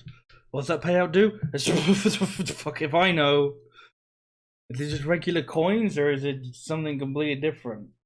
Who fucking knows?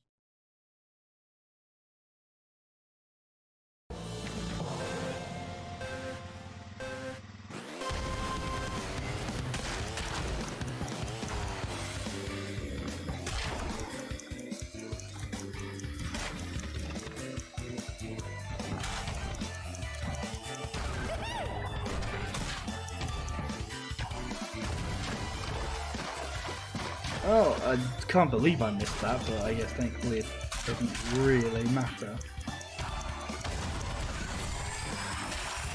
What's this bad as well? Oh my god.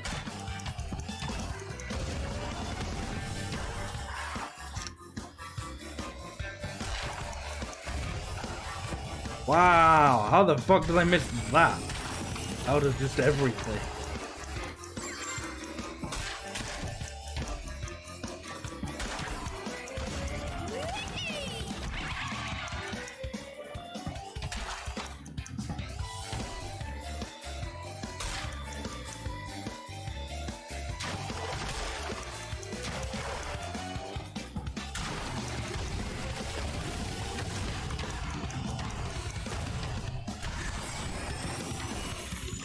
Definitely don't think I was gonna miss that.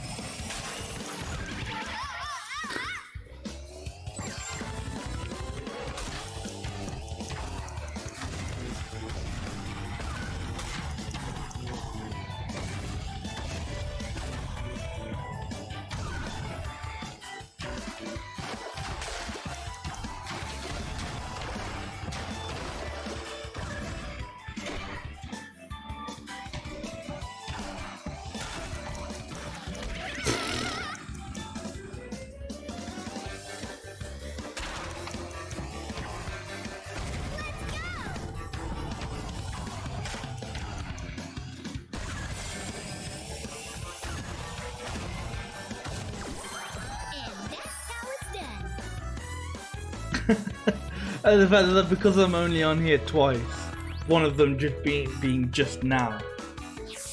I mean, I just absolutely fucking nailed it. Like on my first try last time. A few years ago, I was like, yeah, no, absolutely just monstered through that course.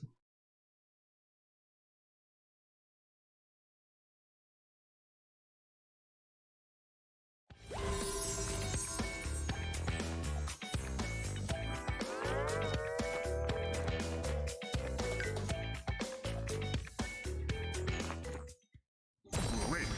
You've earned a relic.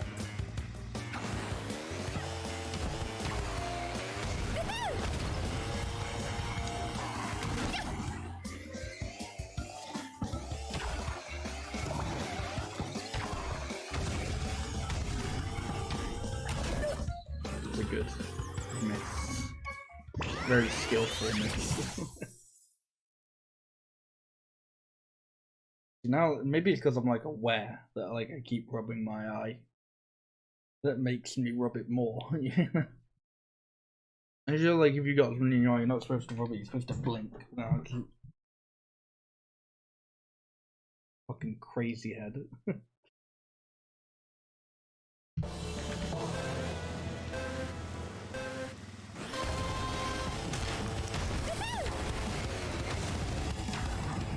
Well, it's a good thing I don't care about the platinum relic, because this would not be the run in like any way, shape, or form.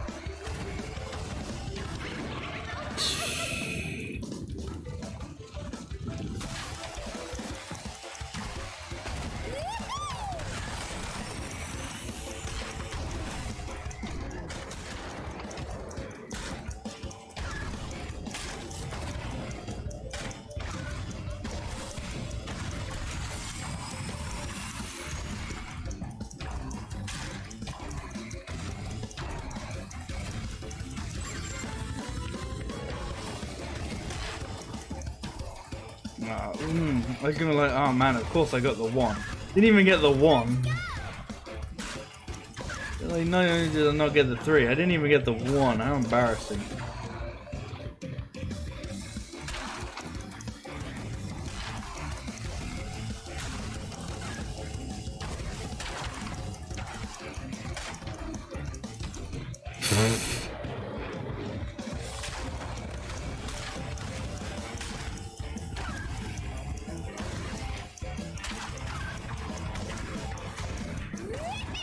Okay, I think I've still made this.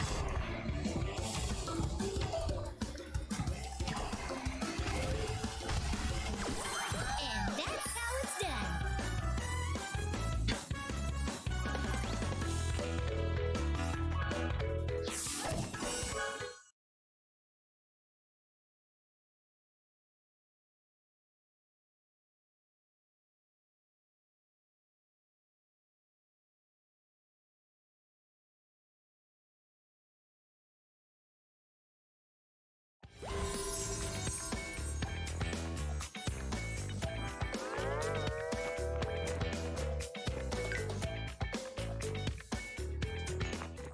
I really don't know whether I can like continue this like in terms of like whether or not I can do this in one stream, or whether I should like call it after this level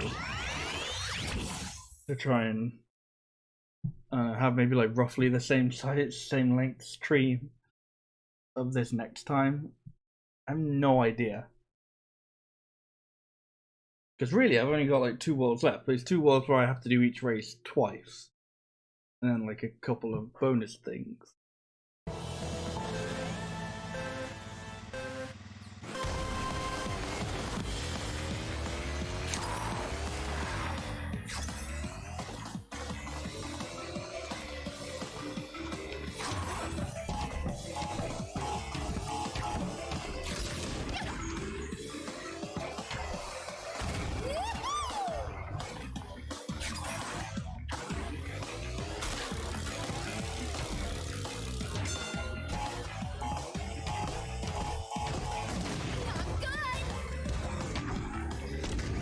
I think I'm getting this one.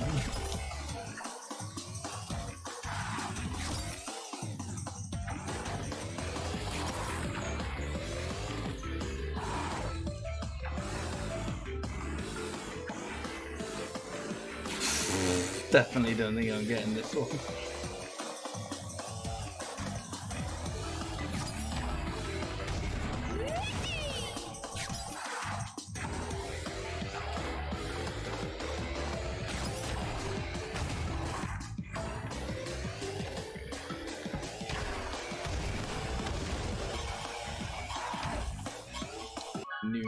Nope.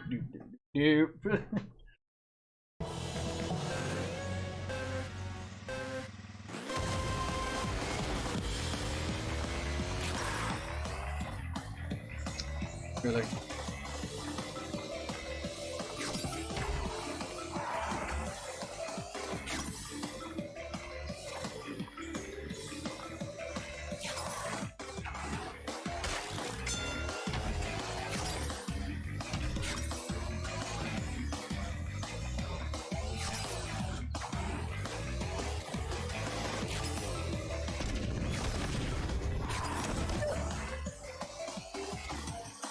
I like the oof noise in it. It's very oofy.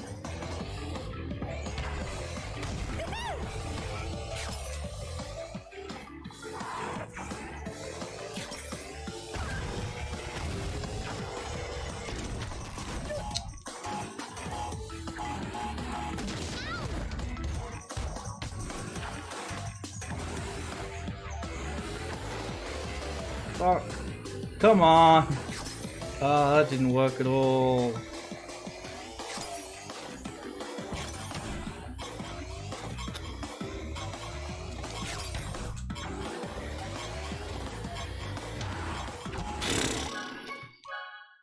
See, more stuff like this happens, and at least I know I'm going to get a decent sized stream out of it.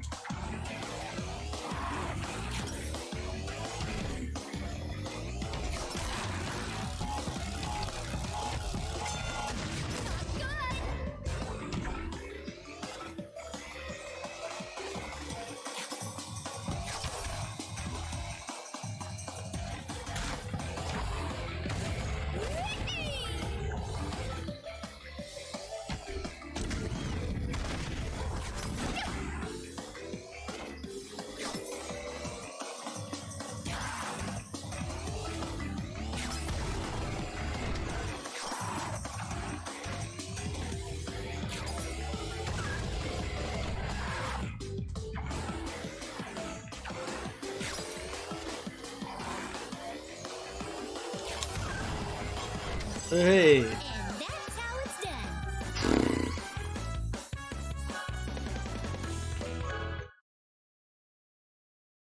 That's another world down. I think I'm gonna risk it and call it here. And hope I can get another full-size stream out of the rest of this game. I'm sure I looked this up and it said it was gonna be like it was gonna be like 11 hours. I'm like, I need to like look this up again now.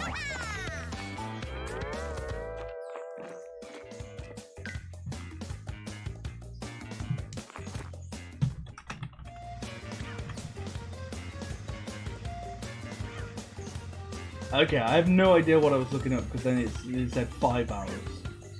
I think its main and extra is 11. Maybe I'll get a decent sized stream out of it then. I don't know. But yeah, we'll call that here and continue next time with the rest of this.